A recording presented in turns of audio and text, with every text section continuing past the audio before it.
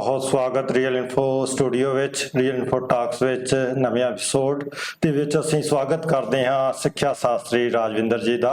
ਅੱਜ ਨਵਾਂ ਟੌਪਿਕ ਲੈ ਕੇ ਅਸੀਂ ਆਏ ਹਾਂ ਜਿਹਦਾ ਨਾਮ ਹੈ ਸਪੈਨ ਆਫ ਅਟੈਂਸ਼ਨ। ਰਾਜਵਿੰਦਰ ਜੀ, ਅਸੀਂ ਜਾਣਨਾ ਚਾਹਾਂਗੇ span of attention the Ki value ਹੈਗੀ ਆ, ਕੀ ਇੰਪੋਰਟੈਂਸ ਹੈਗੀ ਆ ਵਿਦਿਆਰਥੀ ਦੇ ਜੀਵਨ ਵਿੱਚ।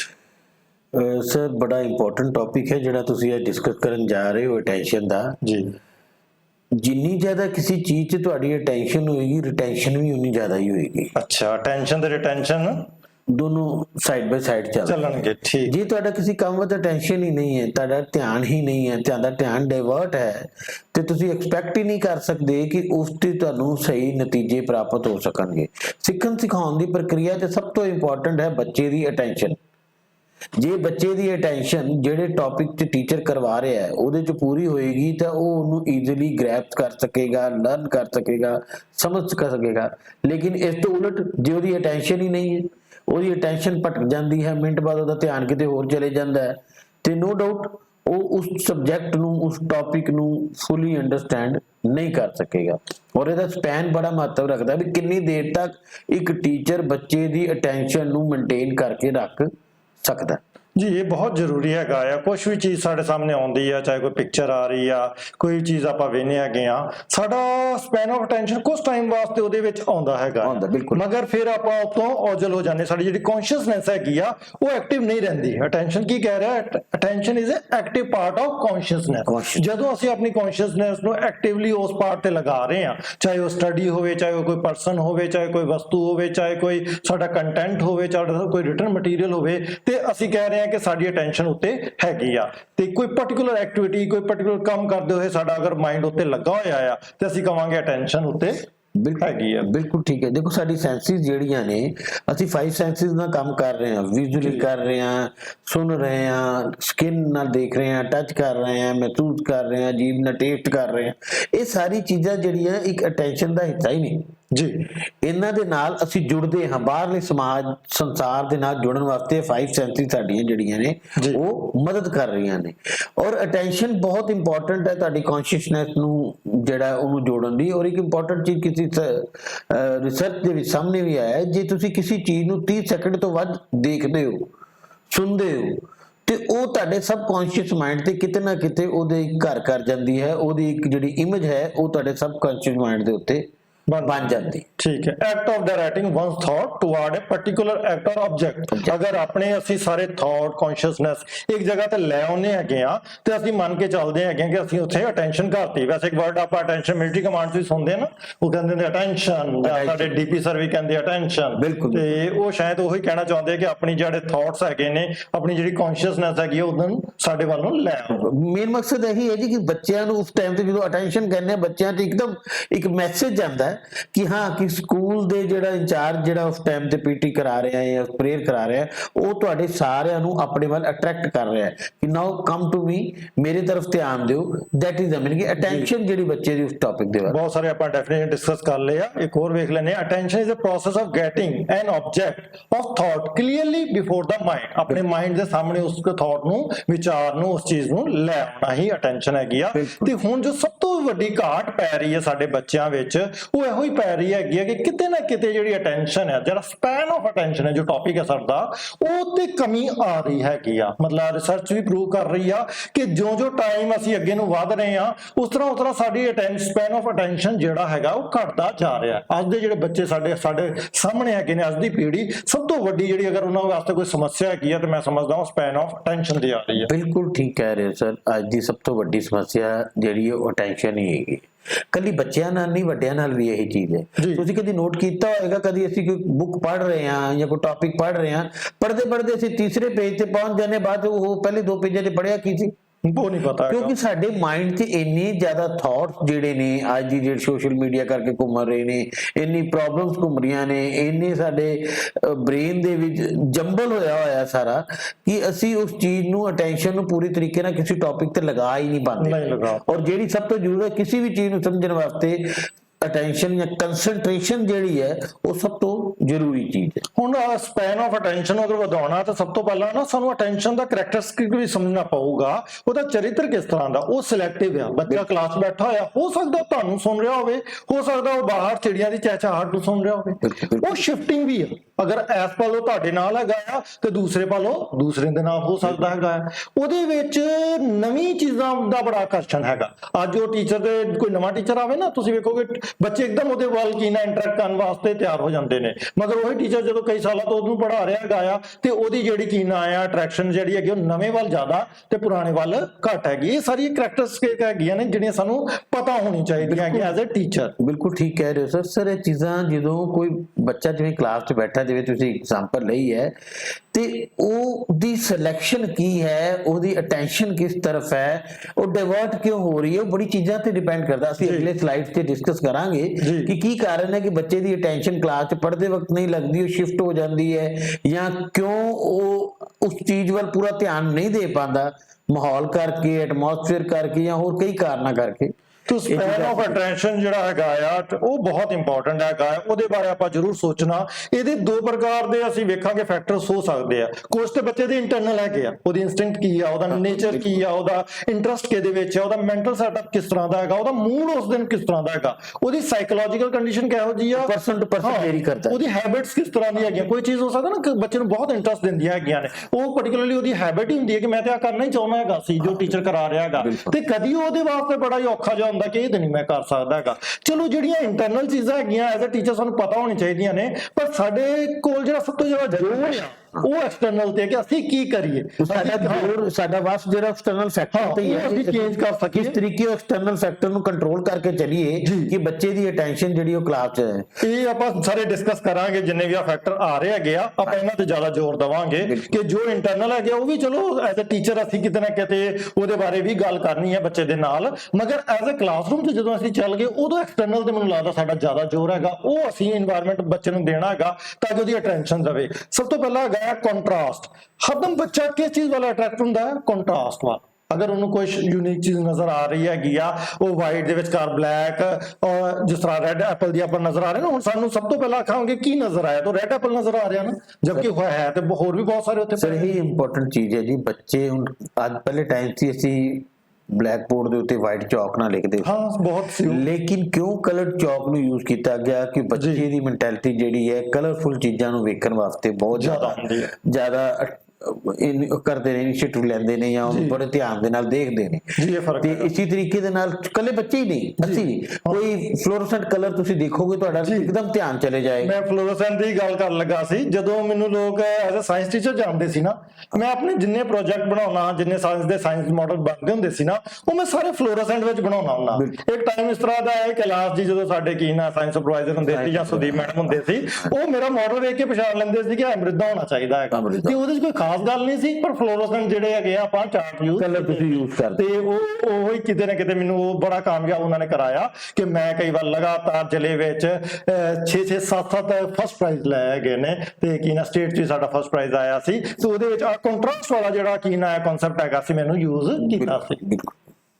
ਇਸ ਤੋਂ ਬਾਅਦ ਹੈਗਾ ਆ ਸੈਂਸੇਸ਼ਨ, ਕੁਝ ਨੂੰ ਸਟਿਮੂਲਸ ਦੇਣਾ। ਤੁਸੀਂ ਆ ਕੀ ਨਾ 5 ਸੈਂਸਸ ਦੀ ਗੱਲ ਕਰ ਰਹੇ ਸੀ, ਜਾਂ ਤਾਂ ਉਹਨੂੰ ਕੁਝ ਨਜ਼ਰ ਆਏਗਾ ਤਾਂ ਉਹ ਵੇਖੇਗਾ, ਜਾਂ ਉਹਨੂੰ ਕੁਝ ਸੁਣਾਈ ਦੇਗਾ ਤਾਂ ਉਹ ਸੁਣੇਗਾ, ਜਾਂ ਉਹਨੂੰ ਕੋਈ ਮਹਿਸੂਸ ਹੋਏਗਾ ਤਾਂ ਉਹ ਫੀਲ ਕਰੇਗਾ। ਤੇ ਕਿਤੇ ਨਾ ਕਿਤੇ 5 ਸੈਂਸਸ ਨੂੰ ਸਟਿਮੂਲਸ ਦੇਣਾ ਜਿਹੜਾ ਹੈਗਾ ਆ, ਇਹਦੀ ਬਹੁਤ ਜ਼ਿਆਦਾ ਲੋੜ ਹੈਗੀ। ਇਹਦੇ ਲਈ ਟੀਚਰ ਕੀ ਕਰੇ? ਦੇਖੋ, ਸਭ ਤੋਂ ਪਹਿਲੇ ਇੰਪੋਰਟੈਂਟ ਗੱਲ ਤੇ ਇਹ ਹੈਗੀ ਹੈ, ਮੈਂ ਜਿਵੇਂ ਪਹਿਲੇ ਦੱਸਿਆ ਕਿ ਸੈਂਸ ਆਰਗਨ ਜਿਹੜੇ ਨੇ they are the gateway of knowledge. ਠੀਕ ਹੈ, ਯਾਨੀ ਕਿ ਸੰਸਾਰ ਦੇ ਨਾਲ ਜੁੜਨ, ਸਾਰਾ ਨੌਲੇਜ ਤੋਂ ਆਉਣਾ ਹੈ, ਉਹ ਤੋਂ ਆਉਣਾ। ਠੀਕ ਹੈ। ਔਰ ਜਦੋਂ ਅਸੀਂ ਸੈਂਸਿਸ ਦੇ ਨਾਲ ਟੀਚਰ ਬੱਚੇ ਨੂੰ ਉਹਦੇ ਫॉर ਐਗਜ਼ਾਮਪਲ ਇੱਕ ਟੌਪਿਕ ਕਰਾ ਰਿਹਾ ਹੈ, ਕੱਲਾ ਬੱਚਾ ਦੇਖ ਰਿਹਾ ਹੈ, ਉਹ ਆਪਣੀ ਜਿਹੜੀ ਵਿਜ਼ੂਅਲ ਸੈਂਸਿਸ ਦਾ ਪ੍ਰਯੋਗ ਕਰ ਰਿਹਾ ਹੈ। ਜੇ ਟੀਚਰ ਕੋਈ ਉਸ ਦੇ ਵਿੱਚ ਕੋਈ ਆਡੀਓ ਲਗਾ ਦਿੰਦਾ ਹੈ ਤੇ ਉਹ ਆਪਣੇ ਜਿਹੜਾ ਈਅਰ ਦਾ ਯੂਜ਼ ਵੀ ਕਰ ਰਿਹਾ, ਉਹ ਸੈਂਸਿਸ ਦਾ ਯੂਜ਼ ਕਰ ਰਿਹਾ ਹੈ, ਇਹਦੇ ਨਾਲ ਉਹਦੀ ਸੈਂਸਿਸ ਦੀ ਅਟਰੈਕਸ਼ਨ ਜਿਹੜੀ ਹੋਰ ਵੱਧ ਜਾਏਗੀ, ਅੰਡਰਸਟੈਂਡਿੰਗ ਵਧੇਗੀ।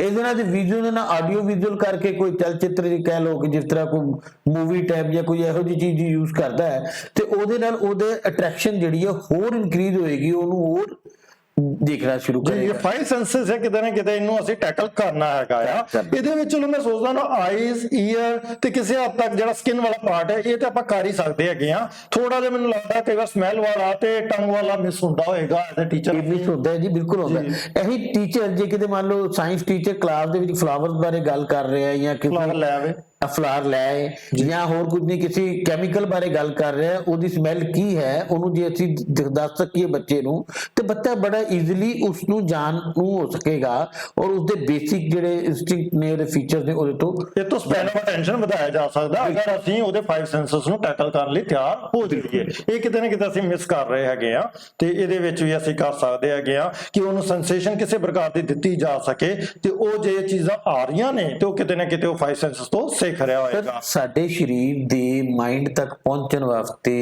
ਸੰਸਾਰ ਤੋਂ ਇਹ 5 ਸੈਂਸਿਸ ਨੇ ਜਿਹੜਾ ਰੋਲ ਅਦਾ ਕਰਨੀ ਹੈ। ਜੇ ਸਾਡੇ ਕੋਲ 5 ਸੈਂਸਿਸ ਨਹੀਂ ਹੋਣਗੀਆਂ ਤੇ ਅਸੀਂ ਬਾਹਰ ਦੀ ਕੋਈ ਵੀ ਚੀਜ਼ ਆਪਣੇ ਮਾਈਂਡ ਤੱਕ ਪਹੁੰਚਾ ਹੀ ਨਹੀਂ ਸਕਦੇ। ਠੀਕ ਹੈ, ਉਹ ਕਿਤੇ ਨਾ ਕਿਤੇ ਸਾਨੂੰ ਕਰਨਾ ਪਊਗਾ। ਬਾਕੀ ਆਪਾਂ ਬਾਰ-ਬਾਰ ਉਹਦੇ ਕੈਰੈਕਟਰ ਦੇ ਨੇਚਰ ਡਿਸਕਸ ਕਰ ਰਹੇ ਹਾਂ ਕਿ ਉਹ ਸਿਲੈਕਟਿਵ ਆ, ਮੈਂਟਲ ਪ੍ਰੋਸੈਸ ਆ। ਇਹ ਚੀਜ਼ ਐਜ਼ ਅ ਟੀਚਰ ਸਾਨੂੰ ਸਮਝਣਾ ਪਊਗਾ। ਤੇ ਸਭ ਤੋਂ ਵੱਡੀ ਗੱਲ ਆ ਨੈਰੋ ਰੇਂਜ ਆ, ਤੇ ਮੈਂ ਤੁਹਾਨੂੰ ਬਾਰ-ਬਾਰ ਇਸ਼ਾਰਾ ਦੇ ਰਿਹਾ ਕਿ ਉਹ ਨੈਰੋ ਰੇਂਜ ਹੁਣ ਜ਼ਿਆਦਾ ਹੋ ਗਈ ਹੈ। ਅਗਰ ਅਸੀਂ ਆਪਣੇ ਟਾਈਮ ਦੀ ਗੱਲ ਕਰੀਏ, ਮੈਨੂੰ ਅਜੇ ਤੱਕ ਯਾਦ ਆਉਂਦਾ ਕਿ ਅਸੀਂ ਅਗਰ ਸਕੂਲ ਚੋਂ ਇੱਕ ਚੁਟਕਲਾ ਸੁਣ ਕੇ ਜਾਂਦੇ ਆ ਨਾ ਤੇ ਉਸ ਚੁਟਕਲੇ ਨਾਲ ਅਸੀਂ ਸਾਰਾ ਦਿਨ ਹੱਸਦੇ ਰਹਿੰਦੇ ਹੁੰਦੇ ਆ। ਅਸੀਂ ਘਰ ਜਾ ਕੇ ਵੀ ਉਹ ਡਿਸਕਸ ਕਰ ਰਹੇ ਹੁੰਦੇ ਹਾਂ ਤੇ ਸਾਡੇ ਘਰ ਦੇ ਹੈਰਾਨ ਹੁੰਦੇ ਨੇ ਕਿ ਇੰਨਾ ਕੀ ਹੋ ਗਿਆ, ਕਿਉਂ ਅਸੀਂ ਜਾ ਰਹੇ ਹੈਗੇ ਜੇ। ਮਗਰ ਅੱਜ ਦੇ ਜਿਹੜੇ ਬੱਚੇ ਹੈਗੇ ਆ ਉਹਨਾਂ ਕੋਲ ਇੰਨਾ ਜ਼ਿਆਦਾ ਇਨਫੋਰਮੇਸ਼ਨ ਆ ਰਹੀ ਹੈਗੀ ਆ, ਇੰਨੀਆਂ ਚੀਜ਼ਾਂ ਸੋਸ਼ਲ ਮੀਡੀਆ ਤੋਂ ਉਹਨਾਂ ਕੋਲ ਆ ਰਹੀਆਂ ਨੇ ਕਿ ਸਪੈਨ ਆਫ ਅਟੈਂਸ਼ਨ ਉਹਨਾਂ ਦਾ ਬਿਲਕੁਲ ਘਟ ਗਿਆ ਹੈਗਾ।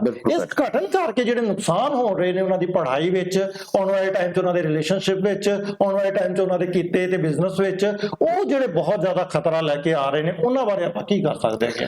ਦੇਖੋ, ਬਹੁਤ ਇੰਪੋਰਟੈਂਟ ਔਰ ਫਿਊਚਰ ਬਾਰੇ ਜਿਹੜਾ ਸਵਾਲ ਤੁਸੀਂ ਪੁੱਛਿਆ ਹੈ, ਇਹ ਸਾਨੂੰ ਅੱਜ ਤੋਂ ਹੀ ਸੋਚਣਾ ਪਏਗਾ ਕਿ ਇਹ ਜਿਹੜਾ ਸੋਸ਼ਲ ਮੀਡੀਆ ਨੇ ਇੰਨਾ ਜ਼ਿਆਦਾ ਚੇਂਜ ਲੈ ਦਿੱਤਾ ਹੈ, ਇਹਦੇ ਨਾਲ ਸਾਡੇ ਆਉਣ ਵਾਲੇ ਟਾਈਮ ਤੇ ਨਵੀਂ ਜਨਰੇਸ਼ਨ ਤੇ ਕੀ ਅਸਰ ਹੋਏਗਾ। ਜੀ, ਬੱਚੇ ਜਿਹੜਾ ਸੋਸ਼ਲ ਮੀਡੀਆ 'ਚ ਇੰਨਾ ਜ਼ਿਆਦਾ ਇੰਡਲਜ ਹੋ ਰਹੇ ਨੇ, ਸੋਸ਼ਲ ਮੀਡੀਆ ਤੋਂ ਜਿਹੜਾ ਇੰਨਾ ਕਚਰਾ ਇਕੱਠਾ ਕਰ ਰਹੇ ਨੇ, ਮੈਂ ਇਨਫੋਰਮੇਸ਼ਨ ਆਪਾਂ ਕਰਾਂਗੇ ਕਿ ਜਿਹੜਾ ਆਪਾਂ ਨੂੰ ਕੋਈ ਯੂਜ਼ ਹੀ ਨਹੀਂ ਹੈ। ਠੀਕ ਹੈ ਨਾ। ਔਰ ਦੇਖੋ, ਇੱਕ ਵਰਡ ਹੁੰਦਾ ਫੈਕਟਸ, ਸੱਚਾਈ, ਠੀਕ ਹੈ, ਔਰ ਇੱਕ ਵਰਡ ਹੈ ਫੈਕਟੋਇਡਸ, ਯਾਨੀ ਉਹ ਝੂਠ ਜਿਹਨੂੰ ਇੰਨੇ ਵਾਰੀ ਬੋਲਿਆ ਜਾਵੇ ਕਿ ਸੱਚ ਬਣ ਜਾਏ। ਠੀਕ ਹੈ। ਅੱਜ ਦੀ ਡੇਟ ਤੇ ਜਿਹੜਾ ਸਾਡੇ ਕੋਲ ਸੋਸ਼ਲ ਮੀਡੀਆ ਤੇ ਫੈਕਟੋਇਡ ਇਕੱਠੇ ਹੋਏ ਨੇ, ਫੈਕਟਸ ਦੀ ਤੇ ਖਤਮ ਹੀ ਲਗਭਗ ਹੋ ਗਏ ਨੇ ਔਰ ਬੱਚਾ ਸਹੀ ਨੂੰ ਛੱਡ ਕੇ ਗਲਤ ਵੱਲ ਜਿਹੜਾ ਉਹ ਜ਼ਿਆਦਾ ਜਾ ਰਿਹਾ।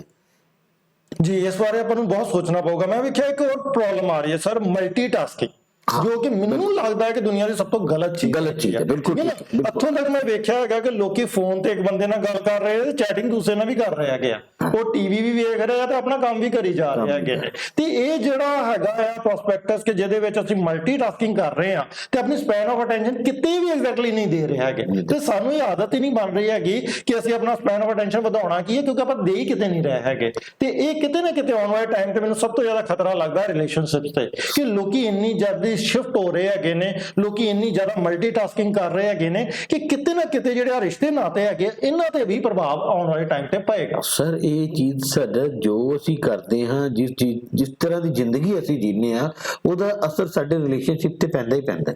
ਜੇ ਅਸੀਂ ਰਿਲੇਸ਼ਨਸ਼ਿਪ ਤੇ ਵੀ ਅਟੈਂਸ਼ਨ ਨਹੀਂ ਦੇ ਸਕਦੇ, ਜੇ ਅਸੀਂ ਆਪਣੇ ਕੰਮ 'ਚ ਅਟੈਂਸ਼ਨ ਨਹੀਂ ਦੇ ਸਕਦੇ। ਮੈਨੂੰ ਇੱਕ ਇੱਥੇ ਸਟੋਰੀ ਯਾਦ ਆ ਰਹੀ ਹੈ ਕਿ ਅਰਜੁਨ ਜਦੋਂ ਤੀਰ ਚਲਾ ਰਿਹਾ ਸੀਗਾ ਔਰ ਮਛਲੀ ਜਿਹਦੀ ਅੱਖ 'ਚ ਤੀਰ ਮਾਰਨਾ ਸੀਗਾ, ਕੋਈ ਕਹਿੰਦਾ ਮੈਨੂੰ ਮਛਲੀ ਨਜ਼ਰ ਆ ਰਹੀ ਹੈ, ਕੋਈ ਕਹਿੰਦਾ ਮੈਨੂੰ ਖੰਭੇ ਤੇ ਲੱਗੀ ਮਛਲੀ ਨਜ਼ਰ ਆ ਰਹੀ ਹੈ, ਬਾਕੀ ਸਭ ਕੁਝ ਨਜ਼ਰ ਆ ਰਿਹਾ। ਗੁਰੂ ਜੀ ਨੂੰ ਪੁੱਛਿਆ ਅਰਜੁਨ ਨੇ ਵੀ ਤੈਨੂੰ, ਕਹਿੰਦਾ ਮੈਨੂੰ ਉਹ ਮਛਲੀ ਦੀ ਅੱਖ ਨਜ਼ਰ ਆ ਰਹੀ ਹੈ। that is attention, that is concentration to the subject। ਉੱਥੋਂ ਤੱਕ ਪਹੁੰਚਣਾ ਪਵੇਗਾ, ਉੱਥੇ ਤੱਕ ਪਹੁੰਚਣਾ ਪਏਗਾ। ਔਰ ਕਿਸੇ ਵੀ ਸਬਜੈਕਟ ਤੇ ਜੇ ਤੁਸੀਂ ਮਹਾਰਤ ਹਾਸਲ ਕਰਨੀ ਹੈ, ਉਸ ਸਬਜੈਕਟ ਦੇ ਵਿੱਚ ਤੁਹਾਨੂੰ ਖੁੱਬਣਾ ਪਏਗਾ, ਉਸ 'ਚ ਪੂਰੀ ਅਟੈਂਸ਼ਨ ਦੇਣੀ ਪਏਗੀ। ਔਰ ਟੀਚਰ ਨੂੰ ਇਹ ਬਹੁਤ ਇੰਪੋਰਟੈਂਟ ਰੋਲ ਹੈ ਕਿ ਬੱਚਿਆਂ ਦੀ ਅਟੈਂਸ਼ਨ ਨੂੰ ਇੰਪਰੂਵ। ਮੈਂ ਨਾ ਐਕਸਟਰਨਲ ਫੈਕਟਰ ਸਾਈਜ਼ ਦੀ ਵੀ ਗੱਲ ਕਰਨਾ ਚਾਹਾਂਗਾ। ਕਈ ਵਾਰ ਆਪਾਂ ਬਲੈਕ ਬੋਰਡ ਤੇ ਜਦੋਂ ਲਿਖਦੇ ਆ, ਚਾਰਟਸ ਬਣਾਉਂਦੇ ਆ, ਮਾਡਲਸ ਬਣਾਉਂਦੇ ਆ, ਉਹ 'ਚ ਸਾਈਜ਼ ਦਾ ਬੜਾ ਮੈਟਰ ਹੈਗਾ। ਬੱਚੇ ਕਿਤੇ ਨਾ ਕਿਤੇ ਵੇਖੋ, ਆਪਾਂ ਦੇਖਾਂਗੇ ਨਾ ਬਹੁਤ ਸਾਰੀਆਂ ਛੋਟੀਆਂ ਚੀਜ਼ਾਂ, ਉਹਨਾਂ 'ਚ ਇੱਕ ਵੱਡੀ ਚੀਜ਼ ਜਦੋਂ ਰੱਖੀ ਹੋਏਗੀ ਬੱਚੇ ਦਾ ਧਿਆਨ ਉਧਰ ਜਾਂਦਾ ਹੈਗਾ। ਇਹ ਕਿਤੇ ਨਾ ਕਿਤੇ ਐਜ਼ ਅ ਟੀਚਰ ਸਾਨੂੰ ਸਮਝਣਾ ਪਊਗਾ ਕਿ ਅਗਰ ਆਪਾਂ ਸਪੈਨ ਆਫ ਅਟੈਂਸ਼ਨ ਵਧਾਉਣਾ ਆ ਤੇ ਕਿਤੇ ਨਾ ਕਿਤੇ ਉਹਦਾ ਜਿਹੜਾ ਸਾਈਜ਼ ਹੈਗਾ ਆ ਉਹ ਵੀ ਆਪਾਂ ਵਧਾਈਏ। ਜੋ ਵੀ ਆਪਾਂ ਉਹਨੂੰ ਪੇਸ਼ ਕਰਨ ਜਾ ਰਹੇ ਹੈਗੇ ਆ ਉੱਤੇ ਵੀ ਥੋੜਾ ਤੁਹਾਨੂੰ ਧਿਆਨ ਦੇਣਾ ਪਏਗਾ। ਹਿਊਮਨ ਸਾਈਕੋਲੋਜੀ ਹੈ, ਤੁਸੀਂ ਸੜਕ ਤੇ ਜਾਓ, ਤੁਹਾਨੂੰ ਇੱਕ ਬਹੁਤ ਲੰਬਾ ਜਿਹਾ ਆਦਮੀ ਨਜ਼ਰ ਆ ਜਾਏ ਤੇ ਆਟੋਮੈਟਿਕਲੀ ਤੁਹਾਡੀ ਅਟਰੈਕਸ਼ਨ ਜਿਹੜੀ ਹੈ ਉਸ ਲੰਬੇ ਆਦਮੀ ਵਾਲੀ, ਬਹੁਤ ਮੋਟਾ ਆਦਮੀ ਨਜ਼ਰ ਆ ਜਾਏ, ਉਹਦੇ ਵੱਲ ਹੋ ਜਾਂਦੀ ਹੈ। ਇਸ ਆਟੋ ਹੈ, ਠੀਕ ਇਹ ਹਿਊਮਨ ਨੇਚਰ ਦਾ ਪਾਰਟ ਹੈ, ਬੱਚੇ ਵੀ ਉਸ ਦਾ ਹਿੱਸਾ ਨੇ। ਜਦੋਂ ਇੱਕਦਮ ਕੋਈ ਚੀਜ਼ ਤੁਸੀਂ ਬਲੈਕ ਬੋਰਡ ਤੇ ਵੱਡੀ ਜੀ ਕਰਕੇ ਲਿਖ ਦਿਓਗੇ, ਕਾਪੀ ਦੇ ਉੱਤੇ ਵੱਡੀ ਕਰਕੇ ਲਿਖ ਦਿਓਗੇ, ਤੇ ਆਟੋਮੈਟਿਕਲੀ ਉਹਨਾਂ ਦਾ ਧਿਆਨ ਜਿਹੜਾ ਉਸ ਵੱਲ ਚਲੇ ਜਾਏਗਾ ਕਿ ਉਸ ਚੀਜ਼ ਵੱਲ ਜ਼ਿਆਦਾ ਅਟਰੈਕਟਿਵ। ਇਹ ਮਤਲਬ ਜਿਹੜੇ ਅਸੀਂ ਬਾਰ-ਬਾਰ ਕਰ ਰਹੇ ਹਾਂ ਕਿ ਐਕਸਟਰਨਲ ਫੈਕਟਰ ਜਿਹੜੇ ਆ ਉਹ ਟੀਚਰ ਦੇ ਹੱਥ ਹੈਗੇ ਨੇ। ਕਿਤੇ ਨਾ ਕਿਤੇ ਉਹ ਜਿਹੜੀਆਂ ਚੀਜ਼ਾਂ ਹੈਗੀਆਂ ਨੇ, ਆਪਾਂ ਚੇਂਜ ਦੀ ਗੱਲ ਕੀਤੀ, ਸਾਈਜ਼ ਦੀ ਗੱਲ ਕੀਤੀ, ਹੁਣ ਆਪਾਂ ਕੰਟਰਾਸਟ ਦੀ ਗੱਲ ਕੀਤੀ, ਇਹ ਜਿਹੜੀਆਂ ਗੱਲਾਂ ਹੈਗੀਆਂ ਨੇ ਇਹ ਟੀਚਰ ਦੇ ਹੱਥ ਹੈਗੀਆਂ ਨੇ। ਜਦੋਂ ਵੀ ਆਪਾਂ ਕੁਝ ਚੀਜ਼ ਆਪਾਂ ਪੇਸ਼ਕਾਰੀ ਕਰ ਰਹੇ ਹਾਂ ਕਲਾਸ ਵਿੱਚ, ਕਿਤੇ ਨਾ ਕਿਤੇ ਇਸ ਚੀਜ਼ ਦਾ ਧਿਆਨ ਰੱਖੀਏ ਕਿ ਉਹ ਜਿਹੜਾ ਸਾਈਜ਼ ਹੈਗਾ ਆ, ਅਗਰ ਆਪਾਂ ਉਹਦੇ ਚ ਕੁਝ ਕਰ ਪਾ ਰਹੇ ਹੈਗੇ ਆ ਤੇ ਫਿਰ ਕਿਤੇ ਨਾ ਕਿਤੇ ਉਹ ਸਹੀ ਚੱਲ ਰਿਹਾ ਹੋਏਗਾ, ਤੇ ਜੇ ਨਹੀਂ ਕਰ ਇੰਪੋਰਟੈਂਟ ਰੋਲ ਹੈ। ਇਸ ਤੋਂ ਪਹਿਲਾ ਪੁਆਇੰਟ ਸਾਡਾ ਸੀਗਾ, ਹੁਣ ਆਪਾਂ ਸਾਈਜ਼ ਤੋਂ ਅੱਗੇ ਜਦੋਂ ਆਪਾਂ ਵਧਦੇ ਹੈਗੇ ਆ ਤੇ ਕਿਤੇ ਨਾ ਕਿਤੇ ਇੰਟੈਂਸਿਟੀ ਕਿਸੇ ਚੀਜ਼ ਦੀ, ਜਦੋਂ ਅਗਰ ਉਹ ਸਾਊਂਡ ਜ਼ਿਆਦਾ ਆ ਰਹੀ ਆ, ਉਹਦੀ ਸਮੈਲ ਜ਼ਿਆਦਾ ਆ ਰਹੀ ਆ, ਕਲਰ ਡੀਪ ਜ਼ਿਆਦਾ ਹੈਗਾ ਆ, ਇੰਟੈਂਸਿਟੀ ਕਿਤੇ ਨਾ ਕਿਤੇ ਮਾਇਨੇ ਰੱਖਦੀ ਹੈ। ਬਿਲਕੁਲ ਬਿਲਕੁਲ ਜੀ, ਬਹੁਤ ਇੰਪੋਰਟੈਂਟ ਚੀਜ਼ ਹੈ। ਦੇਖੋ ਕਈ ਵਾਰ ਟੀਚਰ ਪੜ੍ਹਾਉਂਦੇ ਹੋਏ ਕੀ ਗੱਲ ਨੂੰ ਉੱਚੀ ਜੀ ਕਹਿੰਦਾ ਉਸ ਚੀਜ਼ ਨੂੰ, ਜਾਂ ਕਿ ਪ੍ਰੇਅਰ ਦੇ ਵਿੱਚ ਬੱਚੇ ਦੀ ਅਟੈਂਸ਼ਨ ਹੋ ਜਾਂਦੀ, ਉਹ ਮੈਨੂੰ ਆਵਾਜ਼ ਪਈ ਹੈ, ਸਰ ਨੇ ਕੋਈ ਇੰਪੋਰਟੈਂਟ ਗੱਲ ਕਰ ਰਹੇ ਨੇ, ਔਰ ਇਹ ਚੀਜ਼ ਜਿਹੜੀ ਹੈ ਉਹਦੇ ਸਬਕੌਂਸ਼ੀਅਸ ਮਾਈਂਡ ਦੇ ਵਿੱਚ ਕਿਤੇ ਨਾ ਕਿਤੇ ਘਰ ਕਰ ਜਾਂਦੀ ਹੈ। ਔਰ ਮੈਂ ਪ੍ਰੈਕਟੀਕਲੀ ਪ੍ਰੂਵ ਕਰ ਸਕਦਾ ਕਿ ਪੇਪਰ ਕਰਦਾ ਹੋਏ ਬੱਚੇ ਨੂੰ ਜੇ ਉਹ ਮੰਨ ਲਓ ਟੌਪਿਕ ਆ ਜਾਂਦਾ ਹੈ ਤੇ ਉਹਨੂੰ ਉਹ ਟੀਚਰ ਦੀ ਉਹ ਗੱਲ ਯਾਦ ਆ ਜਾਂਦੀ, ਟੀਚਰ ਨੇ ਬੜੀ ਸਟ੍ਰੈਸ ਦੇ ਕੇ ਬੜੀ ਜ਼ੋਰ ਦੇ ਇੰਟੈਂਸਿਟੀ ਦੇ ਨਾਲ ਉਹ ਗੱਲ ਨੂੰ ਕਿਹਾ ਸੀਗਾ। ਇੰਟੈਂਸਿਟੀ ਕਿਤੇ ਨਾ ਕਿਤੇ ਮਾਇਨੇ ਰੱਖਦੀ ਹੈਗੀ ਆ। ਇਹ ਐਕਸਟਰਨਲ ਫੈਕਟਰ ਹੈਗਾ ਜੋ ਸਾਡੇ ਹੱਥ ਹੈਗਾ ਹੈ, ਠੀਕ ਹੈ ਨਾ। ਉਹ ਤੋਂ ਬਾਅਦ ਮੂਵਮੈਂਟ ਦੀ ਗੱਲ ਕਰਾਂਗੇ। ਜਦੋਂ ਬੱਚਾ ਕੋਈ ਚੀਜ਼ ਨੂੰ ਚੱਲਦੇ ਹੋਏ ਵੇਖਦਾ ਹੈਗਾ ਤੇ ਮੈਂ ਤਾਂ ਸਭ ਤੋਂ ਪਹਿਲਾਂ ਕਹਾਂਗਾ ਟੀਚਰ ਨੂੰ ਚੱਲਦੇ ਹੋਏ ਵੇਖ ਲਵੇ। ਕਿਤੇ ਨਾ ਕਿਤੇ ਇਸ ਚੀਜ਼ ਦੀ ਬੜੀ ਮਹੱਤਤਾ ਹੈਗੀ ਹੈ ਕਿ ਟੀਚਰ ਬਜਾਏ ਚੇਅਰ ਤੇ ਬੈਠਣ ਦੇ, ਉਹ ਕਿਤੇ ਨਾ ਕਿਤੇ ਕਲਾਸਰੂਮ ਵਿੱਚ ਬਲੈਕ ਬੋਰਡ ਦੇ ਲਾਗੇ ਜਾ ਕੇ, ਬੱਚਿਆਂ ਦੇ ਲਾਗੇ ਜਾ ਕੇ ਅਗਰ ਉਹਦੀ ਮੂਵਮੈਂਟ ਹੋਏਗੀ ਤੇ ਮੈਨੂੰ ਲੱਗਦਾ ਸਪੈਨ ਆਫ ਅਟੈਂਸ਼ਨ ਬੱਚੇ ਦਾ ਵੀ ਵੱਧ ਰਿਹਾ ਹੁੰਦਾ। ਬਿਲਕੁਲ ਜੀ, ਟੀਚਰ ਦੇ ਜਿਹੜੇ ਮੂਵਮੈਂਟਸ ਨੇ, ਉਹਦੀ ਹੈਂਡਸ ਦੀ ਮੂਵਮੈਂਟ ਨੇ, ਉਹਨਾਂ ਦੇ ਗੱਲ ਕਰਨ ਦਾ ਢੰਗ ਹੈ, ਜਾਂ ਕਿਸੇ ਚੀਜ਼ ਨੂੰ ਸਮਝਾਉਣ ਵਾਸਤੇ ਕੀ ਕਰਦਾ ਹੈ, ਇਹ ਚੀਜ਼ਾਂ ਕਾਊਂਟ ਕਰਦੀਆਂ। ਮੈਂ ਆਪਣੇ ਆਪ ਤੇ ਐਗਜ਼ਾਮਪਲ ਲੈਣਾ, ਮੈਂ ਜਿਸ ਤਰੀਕੇ ਹੁਣ ਵੀ ਮੇਰਾ ਹੱਥ ਇਸ ਸਟਾਈਲ ਦੇ ਵਿੱਚ ਹੈ, ਉਹ ਮੇਰੇ ਬੱਚੇ ਇਸ ਚੀਜ਼ ਨੂੰ ਨੋਟ ਕਰਦੇ ਨੇ ਬਾਅਦ ਚ ਕਿ ਸਰ ਤੁਸੀਂ ਇਸ ਤਰੀਕੇ ਗੱਲ ਕਹੀ ਸੀ, ਸਾਨੂੰ ਇਹ ਯਾਦ ਆ ਗਿਆ ਕਿ ਤੁਸੀਂ ਇਸ ਤਰ੍ਹਾਂ ਹੱਥ ਘੁਮਾ ਕੇ ਗੱਲ ਕਹੀ ਸੀ। ਇਹ ਟੌਪਿਕ ਹੈ ਜੀ, ਹੈਂਡ ਸਾਈਜ਼ ਦੀ ਮੂਵਮੈਂਟ, ਇਹ ਵੀ ਕਿਤੇ ਨਾ ਕਿਤੇ ਟੀਚਰ ਲਈ ਬਹੁਤ ਮਹੱਤਵਪੂਰਨ ਹੈ। ਕਈ ਵਾਰ ਆਪਾਂ ਟੀਚਿੰਗ ਪ੍ਰੋਸੈਸ ਬੈਠ ਕੇ ਇੱਕ ਚੇਅਰ ਤੇ ਬਿਨਾਂ ਕਿਤੇ ਆਪਣੇ ਕੀ ਹੱਥ ਪੈਰਾਂ ਨੂੰ ਹਿਲਾਏ, ਨਾ ਸਾਡੀਆਂ ਅੱਖਾਂ ਚੱਲ ਰਹੀਆਂ ਹੁੰਦੀਆਂ, ਨਾ ਸਾਡੀ ਸਾਊਂਡ ਚ ਇੰਟੈਂਸਿਟੀ ਹੁੰਦੀ ਆ। ਵਿਜ਼ੂਅਲ ਕੰਟੈਕਟ ਬਹੁਤ ਇੰਪੋਰਟੈਂਟ ਹੈ। ਬੱਚਿਆਂ ਨਾਲ ਵਿਜ਼ੂਅਲ ਕੰਟੈਕਟ ਜੇ ਤੁਹਾਡਾ ਹੋਏਗਾ ਤੇ ਬੱਚੇ ਬਹੁਤ ਧਿਆਨ ਨਾਲ ਅਟੈਂਟਿਵ ਹੋ ਕੇ ਤੁਹਾਡੇ ਲੈਕਚਰ, ਮਤਲਬ ਕੋਈ ਗੱਲ ਹੈ ਕਿ ਇੱਕ ਚੀਜ਼ ਰੁਕੀ ਹੋਈ ਹੈ, ਦੂਸਰੀ ਮੂਵ ਕਰ, ਬੱਚਾ ਦਾ ਧਿਆਨ ਮੂਵਮੈਂਟ ਵੱਲ ਜਾਂਦਾ ਹੈ। ਤੇ ਅਸੀਂ ਕਿਤੇ ਨਾ ਕਿਤੇ ਉਸ ਚੀਜ਼ ਪਿੱਛੇ ਰਹਿ ਪਾਵੇਂ, ਲੇਕਿਨ ਜੇ ਕਲਾਸ ਦੇ ਵਿੱਚ ਧਿਆਨ ਤੁਸੀਂ ਪੜ੍ਹਾਉਂਦੇ ਹੋ, ਇੱਕਦਮ ਕੋਈ ਮੱਖੀ ਆ ਜਾਏ, ਮਧੂਮੱਖੀ ਆ ਜਾਏ, ਸਾਰੀ ਕਲਾਸ ਦਾ ਧਿਆਨ ਉਹ ਮਧੂਮੱਖੀ ਵੱਲ ਹੋ ਜਾਂਦਾ। ਜੇ ਕਈ ਵਾਰ ਉੜਦਾ ਕੋਈ ਪਿਜਨ ਹੀ ਅੰਦਰ ਆ ਜਾਂਦਾ ਕਲਾਸ ਦੇ ਵਿੱਚ, ਬੱਚੇ ਦਾ ਧਿਆਨ ਪੜ੍ਹਾਈ ਵੱਲ ਜਿੰਨਾ ਮਰਜ਼ੀ ਅਸੀਂ ਕਰਵਾਉਂਦੇ, ਬੱਚੇ ਦਾ ਧਿਆਨ ਪਿਜਨ ਵੱਲ ਹੋ ਗਿਆ। ਫਿਰ ਉਹੀ ਗੱਲ ਯਾਦ ਆਉਂਦੀ ਨੇ, ਪੰਜਾਬੀ ਕੀ ਨਾ ਸਾਰਾ ਕੰਮ ਛੱਡ ਕੇ ਕੰਮ ਕਰਨ ਡੈ ਪੈਂਦੇ ਹੁੰਦੇ ਆ। ਉਹ ਅਗਰ ਜਹਾਜ਼ ਉਹਨਾਂ ਨੂੰ ਨਜ਼ਰ ਆ ਜਾਏ, ਕਿਉਂਕਿ ਸ਼ਾਇਦ ਉੱਥੇ ਵੀ ਉਹਨਾਂ ਦਾ ਮੂਵਮੈਂਟ ਦਾ ਹੀ ਹਿੱਸਾ ਹੋਣਾ ਕਿ ਬਾਕੀ ਚੀਜ਼ਾਂ ਰੁਕੀਆਂ ਨੇ, ਉਹ ਜਹਾਜ਼ ਉਹਨਾਂ ਨੂੰ ਉੜਦਾ ਹੋਇਆ ਨਜ਼ਰ ਆ ਰਿਹਾ, ਉਹ ਮੂਵਮੈਂਟ ਨੂੰ ਨਹੀਂ ਛੱਡ ਪਾ ਰਹੇ ਹੈਗੇ। ਕੰਟਰਾਸਟ ਦੀ ਆਪਾਂ ਪਹਿਲਾਂ ਵੀ ਗੱਲ ਕੀਤੀ, ਤੇ ਉਹ ਆਪਾਂ ਕਈ ਸੋਚਦੇ ਬਲੈਕ ਬੋਰਡ ਤੇ ਵਾਈਟ ਨਾਲ ਕਿਉਂ ਲਿਖਣਾ, ਇਹ ਕੰਟਰਾਸਟ ਹੀ ਤਾਂ ਕੰਟਰਾਸਟ, ਬਿਲਕੁਲ ਕੰਟਰਾਸਟ ਹੈ ਨਾ। ਸ਼ੁਰੂਆਤ ਚ ਆਪਾਂ ਉੱਥੋਂ ਦਾ ਕਾਮਯਾਬ ਹੋਏ, ਹੁਣ ਸਾਡੇ ਕੋਲ ਵਾਈਟ ਬੋਰਡ ਆ ਗਏ ਨੇ, ਹੁਣ ਅਸੀਂ ਚਲੋ ਕਈ ਪ੍ਰਕਾਰ ਦੇ ਜਿਹੜੇ ਸਕੈਚਸ ਵੀ ਯੂਜ਼ ਕਰ ਲੈਂਦੇ ਹੈਗੇ ਆ। ਪਰ ਜੇ ਕੰਟਰਾਸਟ ਦਾ ਬੜਾ ਮਹੱਤਵ ਹੈਗਾ, ਆਪਾਂ ਪਹਿਲਾਂ ਵੀ ਇਹਦੇ ਬਾਰੇ ਡਿਸਕਸ ਕੀਤਾ ਸੀ। ਤੇ ਐਕਸਟਰਨਲ ਜੇ ਰੈਪੀਟੀਸ਼ਨ ਕਿਤੇ ਨਾ ਕਿਤੇ ਡਰਿਲ ਕਰਨਾ ਪੈਂਦਾ। ਰੈਪੀਟੀਸ਼ਨ ਬਾਰੇ ਤੁਹਾਡਾ ਕੀ ਖਿਆਲ, ਤੁਸੀਂ ਮੈਥ ਦੇ ਟੀਚਰ ਹੈ ਜੇ? ਸਰ ਰੈਪੀਟੀਸ਼ਨ ਬਹੁਤ ਜ਼ਰੂਰੀ ਹੈ ਜੀ। ਪਹਾੜੇ ਵਗੈਰਾ ਤੁਸੀਂ ਕਰਾਉਂਦੇ ਸੀ?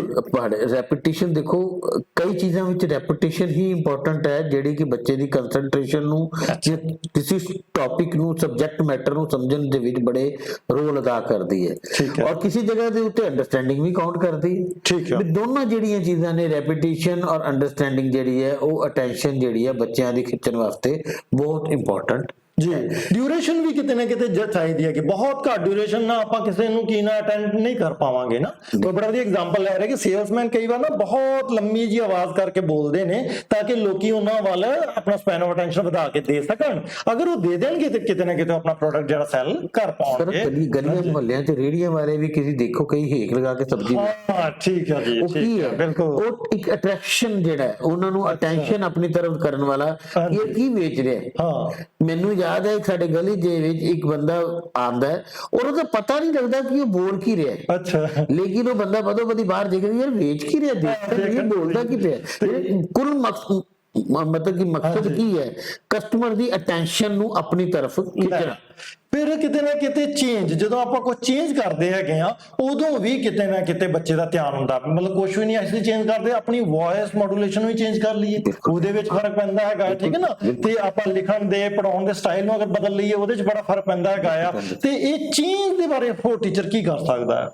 ਦੇਖੋ ਚੇਂਜ ਦਾ ਮਤਲਬ ਮੰਨ ਲਓ ਉਹੀ ਰੂਟੀਨ ਦੇ ਵਿੱਚ ਇੱਕ ਹੋਏ ਤੇ ਬੋਰਡਨੈਸ, बोरिंग हो जाता है, बोर्डम आ जाएगा जी। और ऐसी चीज और कुछ नहीं, ਤੁਸੀਂ ਆਪਣੀ ਕਲਾਸ ਦਾ ਸੈਟਅਪ ਵੀ ਚੇਂਜ ਕਰ ਦਿੰਦੇ ਹੋ ਜੀ।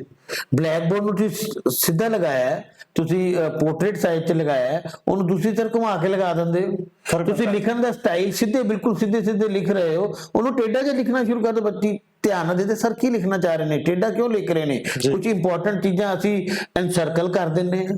ਚੇਂਜ ਯਾਨੀ ਕਿ ਚੇਂਜ ਦੇ ਨਾਲ ਬੱਚੇ ਦਾ ਅਟੈਂਸ਼ਨ ਜਿਹੜੀ ਹੈ ਉਸ ਚੇਂਜ ਨੂੰ ਸਮਝਣ ਵਾਸਤੇ, ਦੇਖਣ ਵਾਸਤੇ ਲੱਗਦੀ ਹੈ, ਔਰ ਸਾਡਾ ਮੇਨ ਮਕਸਦ ਉਹਦੀ ਅਟੈਂਸ਼ਨ ਨੂੰ ਆਪਣੇ ਵੱਲ ਖਿੱਚਣਾ ਤੇ ਨੋਵੈਲਟੀ, ਕੋਈ ਨਵੀਂ ਚੀਜ਼ ਆਪਾਂ ਲੈ ਕੇ ਆਉਂਦੇ ਆ। ਇਸ ਕਰਕੇ ਆਪਾਂ ਚਾਰਟਸ ਦੀ, ਮਾਡਲਸ ਦੇ ਵੀ, TLM ਦੀ ਵੀ ਗੱਲ ਕਰਦੇ ਆ ਕਿ ਕਿਤੇ ਨਾ ਕਿਤੇ ਕੋਈ ਨਵੀਂ ਚੀਜ਼ ਜ਼ਰੂਰ ਆਪਾਂ ਕਲਾਸਰੂਮ 'ਚ ਲਿਆ ਰਹੇ ਹੋਈਏ ਕਿਸੇ ਪ੍ਰਕਾਰ ਨਾਲ, ਫਿਰ ਉਹਦਾ ਬਹੁਤ ਬੜਾ ਫਰਕ ਪੈਂਦਾ ਹੈਗਾ। ਜੇ ਬੱਚਿਆਂ ਨੂੰ ਲੱਗੇ ਕਿ ਉਹ ਚੌਕ ਐਂਡ ਟਾਕ ਮੈਥਡ ਚੱਲਣ ਵਾਲਾ ਹੈਗਾ ਆ, ਬੱਚਿਆਂ ਦਾ ਸਪੈਨ ਆਫ ਅਟੈਂਸ਼ਨ ਸਾਡੇ ਵੱਲ ਆਉਂਦਾ ਹੀ ਨਹੀਂ ਹੈਗਾ, ਉਹ ਧਿਆਨ ਹੀ ਨਹੀਂ ਦੇ ਪਾਉਂਦੇ ਹੈਗੇ। ਤੇ ਇੰਟਰਨਲ ਫੈਕਟਰ ਬਾਰੇ ਵੀ ਆਪਾਂ ਕੁਝ ਦੱਸੀਏ ਕਿ ਵੈਸੇ ਟੀਚਰ ਦੇ ਹੱਥ ਸਿੱਧਾ ਤਾਂ ਨਹੀਂ ਆ, ਪਰ ਕੀ ਕੁਝ ਕਰ ਸਕਦੇ ਆ ਆਪਾਂ ਇਹਨਾਂ ਵਿੱਚ? देखो internal factor no doubt teacher ਦੇ ਹੱਥ ਨੇ, ਔਰ ਇਹ ਵੇਰੀ ਕਰਦੇ ਨੇ ਹਰ ਇੰਡੀਵਿਜੂਅਲ ਟੂ ਇੰਡੀਵਿਜੂਅਲ। ਠੀਕ ਹੈ, ਹਰ ਬੱਚੇ ਦੀ ਆਪਣਾ ਮਾਈਂਡਸੈਟ ਹੈ, ਹਾਂ ਉਹਦਾ ਇੰਟਰਸਟ ਕੀ ਹੈ, ਡਿਜ਼ਾਇਰ ਕੀ ਹੈ, ਉਹਦਾ ਡਿਜ਼ਾਇਰ ਕੀ ਹੈ, ਉਹ ਕਿਸ ਤਰੀਕੇ ਨਾਲ ਕਿਸੇ ਚੀਜ਼ ਨੂੰ ਸਮਝਣਾ ਚਾਹੁੰਦਾ ਹੈ ਜਾਂ ਨਹੀਂ ਸਮਝਣਾ ਚਾਹੁੰਦਾ। ਲੇਕਿਨ ਜੇ ਟੀਚਰ ਚਾਹੇ ਤੇ ਉਹਦੇ ਇੰਟਰਸਟ ਦੇ ਵਿੱਚ ਚੇਂਜ ਲਿਆ ਸਕਦਾ। ਅੱਛਾ, ਤੁਸੀਂ ਨੋਟ ਕੀਤਾ ਹੈਗਾ ਬੱਚੇ, ਛੋਟੇ ਬੱਚੇ ਨੇ ਕੀ ਬਣੇਗਾ ਡਾਕਟਰ, ਤੇ ਹਫਤੇ ਕੇ ਬਾਅਦ ਪੁੱਛੋ ਹੁਣ ਕੀ ਬਣੇਗਾ ਇੰਜੀਨੀਅਰ, ਹਫਤੇ ਕੇ ਬਾਅਦ ਪੁੱਛੋ ਜੀ ਹੁਣ ਕੀ ਬਣੇਗਾ ਮੈਂ ਪੇਂਟਰ ਬਣੂੰਗਾ। ਇਹ ਕਿੱਥੋਂ ਬੱਚੇ ਚੇਂਜ ਹੋ ਰਿਹਾ ਹੈ? ਉਹ ਸਕੂਲ ਦੇ ਵਿੱਚ ਜੋ ਟੀਚਰ ਕੋ ਸਮਝ ਕੇ ਆਂਦਾ ਹੈ। ਮੈਨੂੰ ਯਾਦ ਹੈ ਮੇਰੇ ਬਹੁਤ ਅੱਛੇ ਕੁਲੀਗ ਸਨ, ਪ੍ਰਿੰਸੀਪਲ ਸਨ ਬੜੇ ਰਿਨਾਊਂਡ ਕਾਲਜ ਦੇ ਵਿੱਚ, ਕਹਿੰਦੇ ਮੈਂ ਆਪਣੇ ਬੱਚੇ ਨੂੰ ਕਿਹਾ ਵੀ ਇਹ ਤੂੰ ਜੋ ਲਿਖਿਆ ਪੁੱਤ ਕਾਪੀ ਤੇ ਗਲਤ ਲਿਖਿਆ, ਕਹਿੰਦਾ ਨਹੀਂ मेरे मैम कह रहे हैं ये सही है। हाँ जी, कहते मैं तो भाई मैमा नु पढ़ाना पिया, नहीं वो नहीं बनेगा ना, और he not ready to understand that कि मेरे फादर जेड़े ने सही कह रहे हैं। ओदे जो टीचर ने किया जो ओदा असर होना है ਉਹਦੀ ਅਮਿਟ ਛਾਪ। ਨਹੀਂ ਅਸੀਂ ਵੀ ਇਹ ਪ੍ਰੋਬਲਮ ਫੇਸ ਕੀਤੀ ਹੈ, ਅਸੀਂ ਵੀ ਟੀਚਰਸ ਨੂੰ ਪੜਾਉਂਦੇ ਰਹੇ ਆ, ਮਗਰ ਕਿਤੇ ਨਾ ਕਿਤੇ ਸਾਡੇ ਬੱਚੇ ਜਦੋਂ ਸਾਡੇ ਕੋਲ ਪੜਨ ਆਉਂਦੇ ਹੀ ਅਸੀਂ ਮੁਸ਼ਕਲ 'ਚ ਪਏ, ਅਸੀਂ ਮੁਸ਼ਕਲ 'ਚ ਪੈਂਦੇ ਹਾਂ ਜੀ, ਬਿਲਕੁਲ ਪੈਂਦੇ। ਕਹਿੰਦੇ ਨਹੀਂ ਹਮਾਰੇ ਟੀਚਰ ਨੇ ਕਹਾ ਤਾਂ ਉਹ ਸਹੀ ਹੈ, ਪਰ ਫਿਰ ਉੱਥੇ ਬਹਿਸ ਨਹੀਂ। ਤੇ ਮੈਂ ਇੰਟਰਨਲ ਦੀ ਬਾਰ-ਬਾਰ ਗੱਲ ਕਰ ਰਿਹਾ ਸੀ ਕਿ ਮੋਟਿਵ ਕਿਸ ਤਰ੍ਹਾਂ ਦਾ, ਉਹਦਾ ਏਮ ਕੀ ਹੈਗਾ, ਇਹ ਸਾਰੇ ਬੱਚੇ ਦੇ ਨੇ। ਹੁਣ ਇਹਨੂੰ ਐਜ਼ ਅ ਟੀਚਰ ਕਲਾਸਰੂਮ ਸਿੱਧਾ ਤਾਂ ਨਹੀਂ ਬਦਲ ਸਕਦਾ ਜਾ ਕੇ, ਮਗਰ ਕਿਤੇ ਨਾ ਕਿਤੇ ਇੰਡੀਵਿਜੂਅਲ ਅਟੈਂਸ਼ਨ ਉਹਨੂੰ ਦੇ ਕੇ, ਜਿਹਦੇ ਵਿੱਚ ਆਪਾਂ ਸਾਈਕੋਲੋਜੀ ਦੀ ਗੱਲ ਕਰਦੇ ਹੁੰਦੇ ਹਾਂ ਕਿ ਕੈਰੀਅਰ ਗਾਈਡੈਂਸ ਆਪਾਂ ਬਹੁਤ ਗੱਲ ਕੀਤੀਆਂ ਸੀ ਕਿ ਉਹਦੇ ਵਿੱਚ 1 to 1 ਕਈ ਵਾਰ ਆਪਾਂ ਉਹਨੂੰ ਗਾਈਡ ਕਰਕੇ ਇਹਦੇ ਚ ਮਦਦ ਕਰ ਸਕਦੇ ਹਾਂ। ਮਗਰ ਇਹ ਉਹਦਾ ਇੰਟਰਨਲ ਫੈਕਟਰ ਹੈਗਾ ਆ, ਉਹਦੀ ਹੈਬਿਟ ਕਿਸ ਤਰ੍ਹਾਂ ਦੀ ਆ, ਕਈ ਵਾਰ ਉਹਦੇ ਪਾਸਟ ਐਕਸਪੀਰੀਅੰਸ ਚੰਗੇ ਜਾਂ ਮਾੜੇ ਹੁੰਦੇ ਨੇ, ਉਹ ਸਾਰੀਆਂ ਚੀਜ਼ਾਂ ਸਪੈਨ ਆਫ ਅਟੈਂਸ਼ਨ ਤੇ ਫਰਕ ਪਾਉਂਦੀਆਂ ਨੇ। ਅਗਰ ਸਾਨੂੰ ਕੋਈ ਬੱਚਾ ਇਸ ਤਰ੍ਹਾਂ ਦਾ ਮਿਲਦਾ ਹੈ ਜਿਹੜਾ ਸਾਨੂੰ ਬਹੁਤ ਜ਼ਿਆਦਾ ਪ੍ਰੋਬਲਮ ਚਲਾਉਂਦਾ ਕਿ ਐਕਸੈਪਸ਼ਨਲੀ ਇਹਦਾ ਸਪੈਨ ਆਫ ਅਟੈਂਸ਼ਨ ਬਹੁਤ ਘੱਟ ਹੈਗਾ, ਕੀ ਆਪਾਂ ਉਹਨਾਂ ਦੇ ਨਾਲ ਡਿਸਕਸ ਜ਼ਰੂਰ ਕਰੀਏ? ਬਿਲਕੁਲ। ਦੇਖੋ ਹੁਣ ਕਈ ਸਾਡੇ ਕੋਲ ਸਰਕਾਰੀ ਸਕੂਲਾਂ 'ਚ ਬਹੁਤ ਸਾਰੇ ਇਹੋ ਜਿਹੇ ਬੱਚੇ ਆਉਂਦੇ ਨੇ ਜਿਹੜੇ ਸਵੇਰੇ ਜਾਂ ਸ਼ਾਮੀ ਘਰੋਂ ਕੰਮ ਕਰਕੇ ਆਉਂਦੇ ਨੇ। ਜੀ ਹੈਗੇ ਨੇ। ਉਹ ਪਹਿਲੇ ਹੀ ਇੰਨੇ ਥੱਕ ਚੁੱਕੇ ਹੁੰਦੇ ਨੇ ਕਿ ਉਹ ਇੰਨਾ ਧਿਆਨ ਆਪਣਾ ਪੜ੍ਹਾਈ ਵੱਲ ਦੇ ਹੀ ਨਹੀਂ ਦੇ ਪਾ ਰਹੇ। ਐਸੇ ਤਰੀਕੇ ਦੇ ਨਾਲ ਕਈਆਂ ਦੇ ਘਰਾਂ 'ਚ ਕੋਈ ਪ੍ਰੋਬਲਮਸ ਹੈਗੀਆਂ ਨੇ, ਫੈਮਿਲੀ ਪ੍ਰੋਬਲਮਸ ਨੇ, ਕਈਆਂ ਦੇ ਘਰਾਂ 'ਚ ਆਪਣੀ ਲੜਾਈ ਚੱਲ ਰਹੀ ਹੈ, ਕਈਆਂ ਦੇ ਕੁਝ ਹੋਰ ਪੈਸੇ ਦੀ ਇਕਨੋਮਿਕਲੀ ਬੈਕਵਰਡ ਨੇ, ਯਾਨੀ ਬਹੁਤ ਸਾਰੇ there are n number of factors are there which affect the attention। Personal ਜਿਹੜਾ ਬੱਚੇ ਦਾ ਅਟੈਂਸ਼ਨ ਬਿਹੇਵੀਅਰ ਜਿਹੜਾ ਉਹਨੂੰ ਅਸਰ ਪਾਉਂਦੀਆਂ ਨੇ, ਬਟ ਟੀਚਰ ਨੂੰ ਸਮਝਣਾ ਪਏਗਾ। ਦੇਖੋ ਕਈ ਵਾਰੀ ਅਸੀਂ ਝਿੜਕ ਤਾਂ ਦੇ ਦਿੰਦੇ ਹਾਂ ਬੱਚੇ ਨੂੰ, ਲੇਕਿਨ ਇਹ ਨਹੀਂ ਦੇ ਰਹੇ ਕਿ ਬੱਚਾ ਕਿਸ ਹਾਲਾਤਾਂ 'ਚ ਲੰਘ ਰਿਹਾ। ਇਸ ਤੋਂ ਬਾਅਦ ਆਪਾਂ ਇੱਕ ਹੋਰ ਗੱਲ ਕਰਨਾ ਚਾਹੁੰਦੇ ਹਾਂ ਕਿ ਕਿਉਂਕਿ ਅਟੈਂਸ਼ਨ ਇਹਦਾ ਆਪੋਜ਼ਿਟ ਜਿਹੜਾ ਚੱਲ ਰਿਹਾ ਕਿ ਡਿਸਅਟਰੈਕਸ਼ਨ ਹੋ ਰਹੀ ਹੈਗੀ ਆ, ਉਹਨੂੰ ਡਿਸਟਰੈਕਸ਼ਨ ਹੋ ਰਹੀ ਹੈਗੀ ਆ, ਉਹ ਆਪਣੀ ਅਟੈਂਸ਼ਨ ਇੱਧਰ ਦੀ ਜਗ੍ਹਾ ਕਿਤੇ ਉੱਧਰ ਲਗਾ ਰਿਹਾ ਹੈਗਾ। ਉਹ ਕੁਛ ਵੀ ਹੋ ਸਕਦਾ ਹੈ, ਜਿਸ ਤਰ੍ਹਾਂ ਆਪਾਂ ਗਲੀ ਮੁਹੱਲਿਆਂ 'ਚ ਵੇਖਦੇ ਹਾਂ ਕਿ ਕਿਤੇ ਕੋਈ ਗਾਣਾ ਚੱਲ ਰਿਹਾ ਹੈਗਾ ਤੇ ਬੱਚਾ ਆਪਣੀ ਪੜ੍ਹਾਈ ਛੱਡ ਕੇ ਉੱਧਰ ਨੂੰ ਧਿਆਨ ਦੇ ਰਿਹਾ ਹੈਗਾ। ਸਕੂਲਾਂ ਦੇ ਨਾਲ ਵੀ ਇਹ ਪ੍ਰੋਬਲਮ ਆ ਜਾਂਦੀ ਹੈ ਕਈ ਵਾਰ। ਬਿਲਕੁਲ ਬਿਲਕੁਲ, ਬਹੁਤ ਇੰਪੋਰਟੈਂਟ ਹੈ ਜੀ। ਅਟੈਂਸ਼ਨ ਨਾ ਹੋਣ ਦਾ ਕਾਰਨ ਯਾਨੀ ਡਿਸਟਰੈਕਸ਼ਨ ਜਿਹੜਾ ਹੈ ਉਹ ਹੋ ਸਕਦਾ, ਉਹ ਕੀ ਕਾਰਨ ਕਈ ਰੀਜ਼ਨ ਨੇ, ਐਕਸਟਰਨਲ ਵੀ ਨੇ, ਇੰਟਰਨਲ ਵੀ ਨੇ। ਇੰਟਰਨਲ ਜਿਹੜੇ ਅਸੀਂ ਉਹਦੇ ਅਟੈਂਸ਼ਨ ਦੇ ਰੀਜ਼ਨ ਦੇਖੇ ਨੇ ਉਹੀ ਜਿਹੜੇ ਡਿਸਟਰੈਕਸ਼ਨ ਕਰਨ ਦੇ ਵੀ ਕਾਰਨ ਕਈ ਵਾਰ ਬੱਚਿਆਂ ਦੀ ਜਿਹੜੀ ਕਲਾਸ ਦੀ ਗਿਣਤੀ ਹੈਗੀ ਆ ਐਬਨੋਰਮਲ ਸਟੂਡੈਂਟ ਸਟਰੈਂਥ ਜਿਹੜੀ ਹੋ ਜਾਂਦੀ ਹੈ ਕਲਾਸ, ਉਹ ਵੀ ਟੀਚਰ ਵਾਸਤੇ ਮੁਸ਼ਕਲ ਕਰਦੀ ਆ ਤੇ ਬੱਚਿਆਂ ਵਾਸਤੇ ਕਰਦੀ ਹੈ। ਜਦੋਂ ਇੰਨਾ ਰਸ਼ ਹੋਏਗਾ ਕਲਾਸ ਦੇ ਵਿੱਚ ਜਾਂ ਐਟਮੋਸਫੇਅਰ ਗਰਮੀ ਦੇ ਵਿੱਚ ਬੱਚੇ ਬੈਠੇ ਹੋਣਗੇ, ਉਹ ਡਿਸਟਰੈਕਟ ਹੋਣਗੇ ਨਾ, ਉਹ ਡਿਸਟਰੈਕਸ਼ਨ ਹੋਏਗੀ, ਬੱਚੇ ਦੀ ਅਟੈਂਸ਼ਨ ਬਣ ਹੀ ਨਹੀਂ ਪਾਏਗੀ। ਡਿਫੈਕਟਿਵ ਲਾਈਟਸ ਕਈ ਵਾਰ ਹੁੰਦੀ ਆ, ਟੈਂਪਰੇਚਰ ਦੀ ਤੁਸੀਂ ਹੁਣੇ ਗੱਲ ਕੀਤੀ ਕਿ ਬਹੁਤ ਬੱਚੇ ਇੱਕ ਛੋਟੇ ਕਲਾਸਰੂਮ ਚ ਹੈਗੇ ਨੇ, ਉਹ ਮੁਸ਼ਕਲ ਕਰਨਗੇ। ਮੈਂ ਇੱਥੋਂ ਤੱਕ ਧਿਆਨ ਦੇਣਾ ਹੁੰਦਾ ਕਿ ਕਈ ਵਾਰ ਬੱਚਾ ਸੀਟ ਤੇ ਅਨਕੰਫਰਟੇਬਲੀ ਬੈਠਦਾ ਨਾ, ਜਦੋਂ ਉਹ ਗੱਲ ਨਹੀਂ ਬਣਦੀ। ਮੈਂ ਕਈ ਵਾਰ ਸੋਚਦਾ ਹੁੰਦਾ ਵੈਸੇ ਤੇ ਸਦੀਆਂ ਤੋਂ ਇਹੋ ਰਿਵਾਜ ਰਿਹਾ ਹੈ ਕਿ 2 ਜਾਂ 3 ਬੱਚੇ ਇੱਕ ਡੈਸਕ ਤੇ ਬੈਠਦੇ ਆ, ਪਰ ਮੈਂ ਸੋਚਦਾ ਹੁੰਦਾ ਕਿ ਕਦੀ ਆਪਾਂ ਕਿਤੇ ਉਹਨਾਂ ਨੂੰ ਨਾ ਇੱਕ ਤੇ ਲਾਈਏ ਨਾ ਤਾਂ ਬਹੁਤ ਵਧੀਆ ਹੋ ਸਕਦਾ ਹੈਗਾ। ਆਪਾਂ ਜਿਹੜਾ ਫਰਨੀਚਰ ਬਣਾਉਂਦੇ ਆ ਉਹ ਇੱਕ ਵਾਲਾ ਅਗਰ ਬਣਾਈਏ, ਕੁਝ ਸਕੂਲਾਂ ਚ ਮੈਂ ਵੇਖਿਆ ਕਿ ਹੈਗਾ ਆ, ਅਗਰ ਇਹਦੇ ਉੱਤੇ ਵੀ ਸਰਕਾਰ ਤੇ ਅਸੀਂ ਧਿਆਨ ਦੇ ਪਾਈਏ ਨਾ ਤੇ ਮੈਨੂੰ ਲੱਗਦਾ ਕਿ ਬਹੁਤ ਫਰਕ ਪਏਗਾ, ਕਿਉਂਕਿ ਉਹ ਕੰਫਰਟੇਬਲ ਸੀਟ ਹੋ ਜਾਂਦੀ ਹੈ। ਨੋ ਡਾਊਟ ਦੀ ਹਾਇਰ ਕਲਾਸ ਚ ਜਿਉਂ ਬੱਚਾ ਵੱਡਾ ਹੁੰਦਾ, ਛੋਟੀ ਕਲਾਸ ਚ ਤੇ ਡਬਲ ਬੈਂਚ ਡਿਊਲ ਬੈਂਚ ਜਿਹੜੇ ਨੇ ਨਾ, ਉਹ ਇੱਕ ਇੰਪੋਰਟੈਂਟ ਰੋਲ ਅਦਾ ਕਰਦੇ ਨੇ ਔਰ ਉਹਨਾਂ ਦਾ ਰੋਲ ਵੀ ਹੈ। ਲੇਕਿਨ ਜਿਉਂ ਵੱਚਾ ਵੱਡਾ ਹੁੰਦਾ ਉਹਦੇ ਵਾਸਤੇ ਸਿੰਗਲ ਬੈਂਚ ਬੜਾ ਇੰਪੋਰਟੈਂਟ ਹੋ ਜਾਂਦਾ ਕਿ ਉਹ ਆਪਣੇ ਇੰਡੀਵਿਜੂਅਲ ਬੈਠ ਕੇ ਆਪਣਾ ਕੰਮ ਜਿਹੜਾ ਕਰ ਸਕੇ। ਔਰ ਜਿਹੜੇ ਤੁਸੀਂ ਕਲਾਸ ਦੀ ਗੱਲ ਕੀਤੀ, ਕਲਾਸਰੂਮ ਦਾ ਸਾਈਜ਼, ਕਲਾਸ ਚ number of student, lightning, environment, ਯਾਨੀ ਕਿ ਕਲਾਸਰੂਮ ਐਨਵਾਇਰਨਮੈਂਟ ਕੀ ਹੈ ਉਹ ਤੁਹਾਡੀ ਅਟੈਂਸ਼ਨ ਤੇ ਅਸਰ ਜੀ। ਆਪਾਂ ਅਗਰ ਫੇਵਰੇਟ ਸਿਚੁਏਸ਼ਨ ਕਰ ਦਈਏ ਕਲਾਸ ਵਿੱਚ, ਸਾਡਾ ਲੈਸਨ ਇੰਟਰਸਟਿੰਗ ਹੋਵੇ, ਠੀਕ ਹੈ ਨਾ, ਫਿਰ ਇਹ ਕਿਤੇ ਨਾ ਕਿਤੇ ਫਰਕ ਤੇ ਪੈਂਦਾ ਹੈਗਾ ਆ। ਉਹ ਡਿਸਟਰੈਕਸ਼ਨ ਘਟੇਗੀ ਤੇ ਆਪਣੀ ਅਟੈਂਸ਼ਨ ਵਧੇਗੀ। ਜਦੋਂ ਆਪਾਂ ਕਹਿੰਦੇ ਨਾ ਕਿ ਅਟੈਂਸ਼ਨ ਜਿਹੜੀ ਘਟ ਰਹੀ ਆ, ਉਹਦੇ ਚ ਡਿਸਟਰੈਕਸ਼ਨ ਦਾ ਬਹੁਤ ਵੱਡਾ ਇੱਕ ਹਿੱਸਾ ਬਣਦਾ ਹੈਗਾ। ਅਗਰ ਆਪਾਂ ਉਹਨੂੰ ਕਿਸੇ ਤਰੀਕੇ ਨਾਲ ਹਟਾ ਪਾਈਏ ਤੇ ਸਾਨੂੰ ਕਿਤੇ ਨਾ ਕਿਤੇ ਆਪਾਂ ਅਟੈਂਸ਼ਨ ਵਿੱਚ ਆਪਣੇ ਆਪ ਹੀ ਆ ਜਾਵਾਂਗੇ। ਕਈ ਵਾਰ ਤੇ ਕੰਟੀਨਿਊਸ ਡਿਸਟਰੈਕਸ਼ਨ ਹੁੰਦੀ ਹੈ ਕਿ ਲਗਾਤਾਰ ਕੁਝ ਇਸ ਤਰ੍ਹਾਂ ਦੀ ਆਵਾਜ਼ ਜਾਂ ਬਾਹਰੋਂ ਮੌਸਮ ਦੀ ਤੁਸੀਂ ਗੱਲ ਕਰ ਰਹੇ ਜੇ, ਅਨਕੰਫਰਟ ਹੋਣ ਦੀ ਗੱਲ ਕਰ ਰਹੇ ਜੇ, ਉਹ ਹੁੰਦਾ ਹੈ। ਤੇ ਕਈ ਵਾਰ ਚਲੋ ਹੁੰਦਾ ਹੈ ਕਿ ਕੁਝ ਟਾਈਮ ਲਈ ਕੁਝ ਆਈ ਆਵਾਜ਼ ਤੇ ਫਿਰ ਉਹ ਚਲੀ ਗਈ, ਉਹਦੇ ਵਿੱਚ ਸਾਨੂੰ ਇਹ ਧਿਆਨ ਦੇਣਾ ਪੈਂਦਾ। ਕਈ ਵਾਰ ਤੁਸੀਂ ਵੇਖਿਆ ਕਦੀ ਕੋਈ ਬੱਚਾ ਸਾਡੀ ਕਲਾਸ 'ਚ ਆਉਂਦਾ ਹੈ, ਕਲਾਸ ਚੱਲ ਰਹੀ ਹੈ ਕਿ ਬੱਚਾ ਕੁਝ ਲੈਣ ਆਇਆ, ਚੌਕ ਲੈਣ ਆ ਗਿਆ ਜਾਂ ਕਿਸੇ ਬੱਚੇ ਨੂੰ ਬੁਲਾਉਣ ਆਇਆ, ਉਹ ਸਾਰੀ ਅਟੈਂਸ਼ਨ ਜਿਹੜੀ ਹੈਗੀ ਉਹ ਟੀਚਰ ਤੋਂ ਸ਼ਿਫਟ ਹੋ ਕੇ ਉਸ ਬੱਚੇ ਵੱਲ ਚਲੀ ਜਾਂਦੀ ਹੈ। ਇਹਦੇ ਵਿੱਚ ਕੀ ਕੀਤਾ ਜਾ ਸਕਦਾ?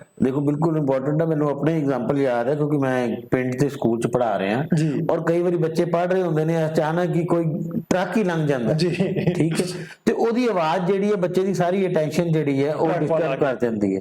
ਔਰ ਜਿਵੇਂ ਤੁਸੀਂ ਗੱਲ ਕਹੀ ਕਿ ਬੱਚਾ ਕੋਈ ਆ ਜਾਂਦਾ, ਬਾਹਰੋਂ ਆ ਜਾਂਦਾ ਕੋਈ, ਔਰ ਜਿਹੜਾ ਇੱਕ ਟੈਬੂ ਬਣੀ ਹੁੰਦੀ ਹੈ, ਇੱਕ ਕਹਿ ਸਕਦੇ ਹਾਂ ਵੀ ਇੱਕ ਪੇਸ ਬਣਿਆ ਹੁੰਦਾ ਬੱਚਿਆਂ ਨੂੰ ਪੜ੍ਹਾਉਣ ਦਾ, ਉਹ ਸਾਰਾ ਡਿਸਟਰਬ ਹੋ ਜਾਂਦਾ ਜੀ। ਪਰ ਚਲੋ ਲੇਕਿਨ ਇਹ ਹੋ ਜਾਂਦੇ ਥੋੜੇ ਟਾਈਮ ਦੇ ਨੇ, ਲੇਕਿਨ ਮੇਨਲੀ ਹੈ ਕਿ ਅਸੀਂ ਦੁਬਾਰਾ ਇੱਕ ਚੰਗਾ ਟੀਚਰ ਜਿਹੜਾ ਬੱਚੇ ਦੀ ਅਟੈਂਸ਼ਨ ਨੂੰ ਦੁਬਾਰਾ ਉਸੇ ਰਸਤੇ 'ਚ ਲਿਆਉਣ ਵਾਸਤੇ ਕੋਈ ਨਾ ਕੋਈ ਐਫਰਟਸ ਤੁਹਾਨੂੰ ਕਰਨੇ ਪੈਣਗੇ ਤਾਂ ਕਿ ਬੱਚਾ। ਇੱਕ ਹੋਰ ਟਰਮ ਆਪਾਂ ਤੁਹਾਡਾ ਡਿਸਕਸ ਕਰਨਾ ਚਾਹੁੰਦੇ ਆ, ਡਿਸਟਰੈਕਸ਼ਨ ਤੋਂ ਬਾਅਦ ਇਨਅਟੈਂਸ਼ਨ, ਠੀਕ ਹੈ ਨਾ। ਉਹ ਬੱਚਾ ਕੀ ਨਾ ਕਲਾਸਰੂਮ 'ਚ ਵੀ ਹੈਗਾ ਆ, ਤੁਸੀਂ ਵੀ ਪੜ੍ਹਾ ਰਹੇ ਜੇ, ਸਭ ਕੁਝ ਉਹਨੂੰ ਮਿਲਿਆ ਹੋਇਆ, ਮਾਹੌਲ ਵੀ ਚੰਗਾ ਆ, ਕੰਫਰਟੇਬਲ ਵੀ ਹੈਗਾ ਆ, ਮਗਰ ਫਿਰ ਵੀ ਕਿਸੇ ਕਾਰਨ ਨਾਲ ਉਹ ਨਹੀਂ ਪੜ ਪਾ ਰਿਹਾ ਕਿਉਂਕਿ ਹਜੇ ਵੀ ਉਹਦੀ ਇਨਅਟੈਂਸ਼ਨ ਹੈਗੀ ਆ, ਉਹ ਤੁਹਾਡੇ ਵੱਲ ਅਟੈਂਸ਼ਨ ਦੇ ਨਹੀਂ ਪਾ ਰਿਹਾ, ਜਾਂ ਉਹਦਾ ਸਪੈਨ ਆਫ ਅਟੈਂਸ਼ਨ ਇੰਨਾ ਥੋੜਾ ਸੀ ਕਿ ਉਹਨੇ ਦਿੱਤਾ 1-2 ਮਿੰਟ ਵਾਸਤੇ, ਮਗਰ ਬਾਅਦ ਵਿੱਚ ਉਹ ਚਲਾ ਗਿਆ ਹੈ। ਦੇਖੋ ਇਹ 'ਚ ਦੋ ਚੀਜ਼ਾਂ ਨੇ। ਮੈਂ ਨਾਰਮਲੀ ਕਲਾਸ 'ਚ ਆਪਣੇ ਬੱਚਿਆਂ ਨੂੰ ਕਹਿਣਾ, ਬੇਟਾ ਮੈਨੂੰ ਤੁਹਾਡੀ ਸਾਰੀ ਆਈਜ਼ ਮੂਵਮੈਂਟ ਦਾ ਪਤਾ ਹੁੰਦਾ ਕਿ ਤੁਸੀਂ ਕਿੱਥੇ ਦੇਖ ਰਹੇ ਹੋ, ਕਿੱਥੇ ਤੁਹਾਡਾ ਧਿਆਨ ਹੈ ਕਿ ਨਹੀਂ।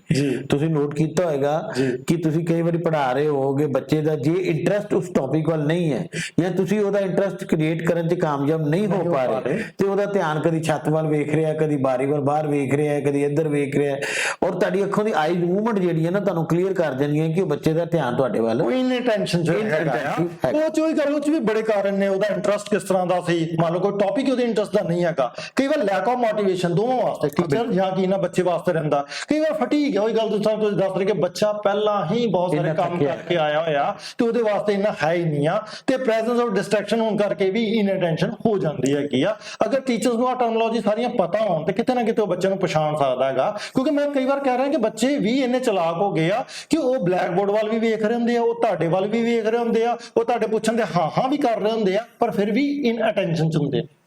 ਬਿਲਕੁਲ ਠੀਕ, ਬਿਲਕੁਲ ਇੰਪੋਰਟੈਂਟ ਚੀਜ਼ ਤੁਸੀਂ ਗੱਲ ਕੀਤੀ ਹੈ ਕਿ ਬੱਚੇ ਦੇਖ ਵੀ ਰਹੇ ਹੁੰਦੇ ਨੇ, ਬੱਚੇ ਲਿਖ ਵੀ ਰਹੇ ਹੁੰਦੇ ਨੇ, ਲੇਕਿਨ ਉਹਨਾਂ ਦਾ ਧਿਆਨ ਤੁਹਾਡੇ ਸਬਜੈਕਟ ਵੱਲ ਨਹੀਂ ਹੁੰਦਾ। ਇੱਕ ਵਾਰ ਕਬੀਰ ਸਾਹਿਬ ਦਾ ਇੱਕ ਮੈਨੂੰ ਦੋਹਾ ਯਾਦ ਆ ਗਿਆ, ਔਰ ਜੋ ਕਹਿੰਦੇ ਮਾਲਾ ਤੋਂ ਕਰ ਮੇ ਫਿਰੇ, ਜੀਭ ਫਿਰੇ ਮੁਖ ਮਾਹੀ।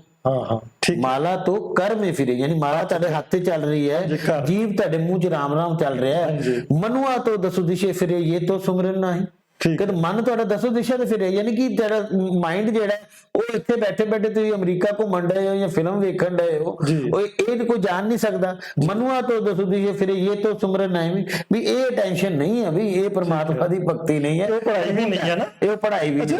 ਇਹ ਚੀਜ਼ ਐਬਸੋਲੂਟ ਵੀ ਹੋ ਸਕਦੀ ਹੈ ਤੇ ਕਈ ਵਾਰ ਪਾਰਸ਼ਲ ਵੀ ਹੁੰਦੀ ਹੈ। ਕਈ ਵਾਰ ਬੱਚਾ ਬਿਲਕੁਲ ਹੀ ਇਨਅਟੈਂਟਿਵ ਹੈਗਾ, ਕਈ ਵਾਰ ਉਹ ਪਾਰਸ਼ਲੀ ਹੈ, ਕੁਝ ਟਾਈਮ ਲਈ ਉਹ ਤੁਹਾਡੇ ਕੋਲ ਹੈ, ਕੁਝ ਟਾਈਮ ਲਈ ਉਹ ਫਿਰ ਉਹ ਡਿਸਟਰੈਕਟ ਹੋ ਜਾਂਦਾ, ਉਹ ਚਲਾ ਜਾਂਦਾ ਹੈਗਾ, ਤੁਹਾਡੇ ਤੋਂ ਦੂਰ ਚਲਾ ਜਾਂਦਾ ਹੈਗਾ। ਮਗਰ ਇਹ ਟਰਮੀਨੋਲੋਜੀ ਅਗਰ ਸਾਨੂੰ ਸਾਰੀਆਂ ਪਤਾ ਹੋਣ ਤਾਂ ਮੈਨੂੰ ਲੱਗਦਾ ਐਜ਼ ਅ ਟੀਚਰ ਅਸੀਂ ਕਿਤੇ ਨਾ ਕਿਤੇ ਆਵੇ ਕੋਈ ਇਹਦੇ ਚ ਨਾ ਐਗਜ਼ਾਮਪਲ ਲੈਣੇ, ਅਗਰ ਆਪਾਂ ਕਹਿੰਦੇ ਵੀ ਐਨ ਅੱਖਰ ਨੂੰ ਵੇਖੋ ਤੇ ਹੁਣ ਜਦੋਂ ਤੁਸੀਂ ਐਨ ਵੇਖ ਰਹੇ ਜੇ ਬਾਕੀ ਕਿੱਥੇ ਗਏ, ਬਾਕੀ ਤਾਂ ਗਾਇਬ ਹੋ ਗਏ ਨਾ ਅਸਲ ਚ, ਹੈਗੇ ਤੇ ਉੱਥੇ ਹੈ ਤੇ ਉੱਥੇ ਹੀ ਨੇ, ਪਰ ਉਹ ਗਾਇਬ ਹੋ ਗਏ ਨੇ। ਤੇ ਇਹੋ ਹੀ ਅਟੈਂਸ਼ਨ ਤੇ ਇਨਅਟੈਂਸ਼ਨ ਤੇ ਡਿਸਟਰੈਕਸ਼ਨ ਦਾ ਫਰਕ ਹੈਗਾ ਆ ਕਿ ਅਗਰ ਆਪਾਂ ਇਹਨਾਂ ਤਿੰਨਾਂ ਚੀਜ਼ਾਂ ਨੂੰ ਸਮਝ ਪਾਈਏ ਤੇ ਕਿਤੇ ਨਾ ਕਿਤੇ ਸਾਡੀ ਜਿਹੜੀ ਕਾਮਯਾਬੀ ਹੋ ਜਾਏਗੀ।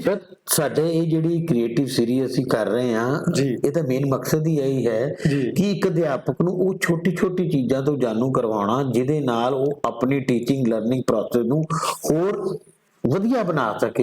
ਯਾਨੀ ਕਿ ਜੋ ਰਿਕੁਆਇਰਡ ਰਿਜ਼ਲਟ ਅੱਜ ਦੀ ਡੇਟ 'ਚ ਅਸੀਂ ਬੱਚਿਆਂ ਕੋਲ ਚਾਹੁੰਦੇ, ਬੱਚੇ ਬੜੇ ਕੰਪਲੈਕਸ ਹੋ ਗਏ ਨੇ। ਉਹ ਪੁਰਾਣਾ ਟਾਈਮ ਸੀ ਜਦੋਂ ਅਸੀਂ ਕਹਿੰਦੇ ਸੀ ਕਿ ਬੱਚਾ ਐਕਸਲੇਟ ਵੰਗਨ ਹੈ, ਕੋਰੀ ਜੋ ਮਰਜ਼ੀ ਅਧਿਆਪਕ ਲਿਖ ਸਕਦਾ ਹੈ, ਹੁਣ ਕੋਰੀ ਸਲੇਟ ਨਹੀਂ ਰਹਿ ਗਏ। ਠੀਕ ਹੈ, ਪਹਿਲਾਂ ਪੜਿਆ ਪੜਾਇਆ, ਪਹਿਲੇ ਬਹੁਤ ਨੌਲੇਜ ਨਾਲ ਭਰਿਆ ਹੋਇਆ ਹੈ। ਉਹਨੂੰ ਅਧਿਆਪਕ ਨੂੰ ਦੇਖਣਾ ਹੈ ਕਿਹੜੀ ਚੀਜ਼ ਨੂੰ ਉਹਨੂੰ ਰੱਬ ਕਰਨਾ ਹੈ ਔਰ ਕਿਹੜੀ ਚੀਜ਼ ਦੁਆਰਾ ਉਹਦੀ ਸਲੇਟ 'ਚ ਲਿਖਣੀ ਹੈ। ਔਰ ਇਸ ਟਰਮ ਜਿਹੜੇ ਅਸੀਂ ਟੌਪਿਕ ਡਿਸਕਸ ਕਰ ਰਹੇ ਹਾਂ, ਫੋਰ ਐਗਜ਼ਾਮਪਲ ਜਿਹੜਾ ਅੱਜ ਦਾ ਹੀ ਟੌਪਿਕ ਹੈ ਟੈਂਸ਼ਨ ਵਾਲੇ ਕਰ ਰਹੇ ਹਾਂ, ਇਹ ਟੀਚਰ ਨੂੰ ਦੇਖਣਾ ਪਏਗਾ, ਉਹਨੂੰ ਕਿਹੜੇ ਐਫਰਟਸ ਲਗਾਣੇ ਪੈਣਗੇ ਕਿ ਮੈਂ ਆਪਣੇ ਬੱਚੇ ਦੀ ਅਟੈਂਸ਼ਨ ਜਿਹੜੀ ਹੈ ਆਪਣੇ ਟੌਪਿਕ ਵੱਲ ਖਿੱਚ ਸਕਾਂ। ਚਾਹੇ ਉਹ ਬੱਚਾ ਤਿਆਰ ਨਹੀਂ ਹੈ, ਚਾਹੇ এনवायरमेंट ਦੀ ਪ੍ਰੋਬਲਮ ਹੈ, ਲੇਕਿਨ ਮੈਨੂੰ ਤਾਂ ਆਪਣਾ ਟੌਪਿਕ ਬੱਚੇ ਨੂੰ ਦੱਸਣਾ ਹੈ। ਜੀ ਇਹਦੇ ਚ ਨਾ ਸਪੈਨ ਆਫ ਅਟੈਂਸ਼ਨ ਚ ਮੈਂ ਇੱਕ ਚੀਜ਼ ਹੋਰ ਤੁਹਾਨੂੰ ਐਗਜ਼ਾਮਪਲ ਡਿਸਕਸ ਕਰਨਾ ਚਾਹੁੰਦਾ। 1960 ਦੀ ਗੱਲ ਆ, ਅਮਰੀਕਾ ਵਿੱਚ ਇੱਕ ਐਂਟਰਪ੍ਰੈਨਰ ਆਉਂਦਾ ਹੈਗਾ ਆ, ਉਹ ਇੱਕ ਸਾਲ 'ਚ ਆਪਣੀ ਨਾ ਜਿਹੜੀ ਸਾਰੀ ਦੀ ਸਾਰੀ ਬਿਜ਼ਨਸ ਹੈਗਾ ਆ ਉਹਦੀ ਵੈਲਥ ਨੂੰ ਡਬਲ ਕਰ ਲੈਂਦਾ ਹੈਗਾ। ਹੁਣ ਤੇ ਡਬਲ ਕਰਨਾ ਬੜਾ ਆਸਾਨ ਹੋ ਗਿਆ ਹੈਗਾ ਆ, ਲੋਕੀ ਕੀ ਨਾ ਵਾਕਈ ਸਾਲ 2 ਸਾਲ ਚ ਡਬਲ ਕਰ ਰਹੇ ਨੇ। ਮਗਰ ਉਸ ਟਾਈਮ 'ਚ ਬੜੀ ਹੈਰਾਨੀ ਵਾਲੀ ਗੱਲ ਸੀ ਕਿ ਕੋਈ ਇੰਨੀ ਜਲਦੀ ਆਪਣਾ ਡਬਲ ਕਿਸ ਤਰ੍ਹਾਂ ਕਰ ਸਕਦਾ ਹੈਗਾ। ਤੇ ਉਹਨਾਂ ਨੇ ਸਾਰੀ ਜਿਹੜੀ ਏਜੰਸੀਜ਼ ਹੈਗੀ ਸੀ ਅਮਰੀਕਾ ਦੀਆਂ, ਉਹਨਾਂ ਨੇ ਵੇਖਿਆ ਕਿ ਇਹਨਾਂ ਨੂੰ ਆਪਾਂ ਚੈੱਕ ਕਰੀਏ ਕਿ ਕੁਝ ਗੜਬੜ ਤਾਂ ਨਹੀਂ ਚੱਲ ਰਹੀ ਹੈਗੀ। ਉਹਨਾਂ ਨੇ ਚੈੱਕ ਕੀਤਾ ਤੇ ਸਭ ਕੁਝ ਸਹੀ ਪਾਇਆ। ਤੇ ਉਹਨਾਂ ਨੇ ਫਿਰ ਉਹਨਾਂ ਨੂੰ ਅਨਆਫੀਸ਼ੀਅਲੀ ਪੁੱਛਿਆ ਕਿ ਤੁਸੀਂ ਇਹ ਕਿਸ ਤਰ੍ਹਾਂ ਕਰ ਪਾਉਂਦੇ ਜੇ, ਤੇ ਉਹਨੇ ਇੱਕ ਜਵਾਬ ਦਿੱਤਾ। ਜਵਾਬ ਉਹਨੇ ਦਿੱਤਾ ਕਿ ਮੈਂ ਕਿਸੇ ਵੀ ਕੰਮ ਵੱਲ, ਕਿਸੇ ਵੀ ਚੀਜ਼ ਵੱਲ, ਕਿਸੇ ਵੀ ਕਨਸੈਪਟ ਵੱਲ 5 ਮਿੰਟ ਤੱਕ ਆਪਣੀ ਕੌਨਸ਼ੀਅਸਨੈਸ ਰੱਖ ਲੈਣਾ। ਯਾਨੀ ਮੇਰਾ ਸਪੈਮ ਆਫ ਅਟੈਂਸ਼ਨ ਕਿੰਨਾ ਹੈਗਾ ਆ, 5 ਮਿੰਟਸ ਆ। ਉਹਨਾਂ ਨੂੰ ਹੈਰਾਨੀ ਹੋਈ ਕਿ 5 ਮਿੰਟ ਕੰਮ ਕਰਨਾ ਕੋਈ ਨਹੀਂ, ਅਸੀਂ ਤਾਂ 18 ਘੰਟੇ ਵੀ ਕੰਮ ਕਰਦੇ ਹਾਂ। ਠੀਕ ਹੈ ਨਾ, ਸਾਡੇ ਦੇਸ਼ 'ਚ ਵੀ ਹੈਗੇ ਨੇ ਕੁਝ ਲੋਕ 18 ਘੰਟੇ ਕੰਮ ਕਰਦੇ ਹੈਗੇ ਨੇ। ਤੇ ਉਹਨਾਂ ਨੇ ਸੋਚਿਆ ਕਿ ਇਹ ਤਾਂ ਕੋਈ ਵੱਡੀ ਗੱਲ ਨਹੀਂ ਹੈਗੀ। ਉਹਨਾਂ ਨੇ ਆਖਿਆ ਅਗਰ ਨਹੀਂ ਵੱਡੀ ਹੈਗੀ ਤਾਂ ਤੁਸੀਂ ਕੱਲ ਆ ਜਾਓ, ਮੈਂ ਤੁਹਾਨੂੰ ਵਰਕਸ਼ਾਪ ਕਰਕੇ ਦਿਖਾ ਦਾਂਗਾ। ਉਹਨਾਂ ਨੇ ਫੁੱਲ ਫਲੈਜ ਵਰਕਸ਼ਾਪ ਲਗਾਈ ਤੇ ਜਦੋਂ ਉਹਨਾਂ ਨੇ ਉਹਨਾਂ ਨੂੰ ਕੁਝ ਪ੍ਰੋਜੈਕਟ ਦਿੱਤੇ ਤੇ ਉਹਨਾਂ ਨੇ ਵੇਖਿਆ ਕਿ ਉਹ ਤੇ ਕੁਝ ਮਿੰਟ ਵੀ ਨਹੀਂ ਰਹਿ ਪਾ ਰਹੇ, ਕੁਝ ਸੈਕਿੰਡਸ ਵੀ ਨਹੀਂ ਰਹਿ ਪਾ ਰਹੇ ਆਪਣੀ ਕਨਸੈਂਟਰੇਸ਼ਨ ਨੂੰ, ਆਪਣੇ ਸਪੈਨ ਆਫ ਅਟੈਂਸ਼ਨ ਨੂੰ ਇੱਕ ਜਗ੍ਹਾ ਤੇ 5 ਮਿੰਟ ਤਾਂ ਬਹੁਤ ਵੱਡੀ ਗੱਲ ਹੈ। ਤੇ ਆ ਜਿਹੜੀ 1960 ਦੀ ਮੈਂ ਗੱਲ ਤੁਹਾਨੂੰ ਦੱਸ ਰਿਹਾ ਹੈਗਾ ਆ, ਉਹ ਅੱਜ ਸਾਡੇ ਵਾਸਤੇ ਬੜਾ ਇੱਕ ਸੀਰੀਅਸ ਕੁਐਸਚਨ ਹੋ ਗਿਆ ਕਿ ਜਿਹੜਾ ਬੱਚਾ ਪਹਿਲਾਂ YouTube ਦੇ ਵੀਡੀਓ ਵੇਖਦਾ ਹੁੰਦਾ ਸੀ, ਹੁਣ ਉਹ TikTok ਤੇ ਆ ਗਿਆ ਆ, ਤੇ ਉਹ ਕਿਸ ਤਰ੍ਹਾਂ ਆਪਣਾ ਸਪੈਨ ਆਫ ਅਟੈਂਸ਼ਨ ਵਧਾਊਗਾ। ਸਰ ਬੜਾ ਵੱਡਾ ਇਸ਼ੂ ਹੈ ਅੱਜ ਦੀ ਡੇਟ 'ਚ। ਬੱਚੇ 2 ਘੰਟੇ ਦੀ ਮੂਵੀ ਪੂਰੀ ਦੇਖ ਕੇ ਰਾਜੀ ਨਹੀਂ ਜੀ, ਉਹਨੂੰ ਘਟਾਉਣਾ ਪੈ ਰਿਹਾ। ਉਹ ਕਹਿ ਰਹੇ ਉਹਨੂੰ ਸਾਈਜ਼ ਘਟਾਉਣਾ ਪੈ ਰਿਹਾ, ਉਹਦਾ ਡਿਊਰੇਸ਼ਨ ਘਟਾਣੀ ਪੈ ਰਹੀ ਹੈ। ਉਹ ਸ਼ਾਰਟਸ ਦੇਖ ਕੇ ਰਾਜੀ ਹੈ ਜੀ। ਯਾਨੀ ਉਹ ਬੜਾ ਫਲਕਚੁਏਟਡ ਮਾਈਂਡ ਹੈ ਉਹਦਾ।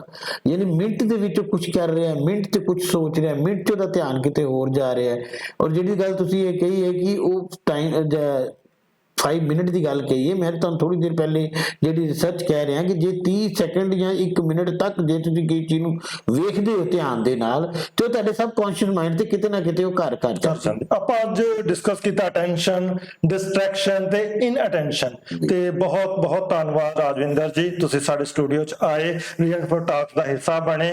ਤੇ ਇਸ ਤਰ੍ਹਾਂ ਹੀ ਆਪਾਂ ਨਵੇਂ ਤੋਂ ਨਵਾਂ ਟੌਪਿਕ ਲੈਂਦੇ ਰਵਾਂਗੇ ਤਾਂ ਕਿ ਟੀਚਰਾਂ ਦਾ ਜਿਹੜਾ ਰੁਝਾਨ ਹੈਗਾ ਆ ਉਹ ਹੋਰ ਮੋਟੀਵੇਟ ਹੁੰਦਾ ਰਹੇ ਤੇ ਕਿਤੇ ਨਾ ਕਿਤੇ ਸਰਕਾਰ ਵੀ ਇਸ ਚੀਜ਼ ਦਾ ਧਿਆਨ ਦੇਵੇ ਕਿ ਸਾਨੂੰ ਬਹੁਤ ਜ਼ਿਆਦਾ ਲੋੜ ਹੈਗੀ ਇਸ ਤਰ੍ਹਾਂ ਦੇ ਟੌਪਿਕਸ ਦੀ ਕਿ ਅਸੀਂ ਉਹਨਾਂ ਨੂੰ ਕਲਾਸਰੂਮ ਤੱਕ, ਆਪਣੇ ਟੀਚਰਸ ਤੱਕ ਪਹੁੰਚਾ ਪਾਈਏ। ਤੁਹਾਡਾ ਦੁਬਾਰਾ ਧੰਨਵਾਦ ਤੇ ਰੀਅਲ ਇਨਫੋ ਦਾ ਵੀ ਬਹੁਤ ਜ਼ਿਆਦਾ ਧੰਨਵਾਦ ਜਿਹੜੇ ਸਾਨੂੰ ਮੌਕਾ ਦਿੰਦੇ ਹੈਗੇ ਨੇ। ਧੰਨਵਾਦ ਜੀ, ਧੰਨਵਾਦ।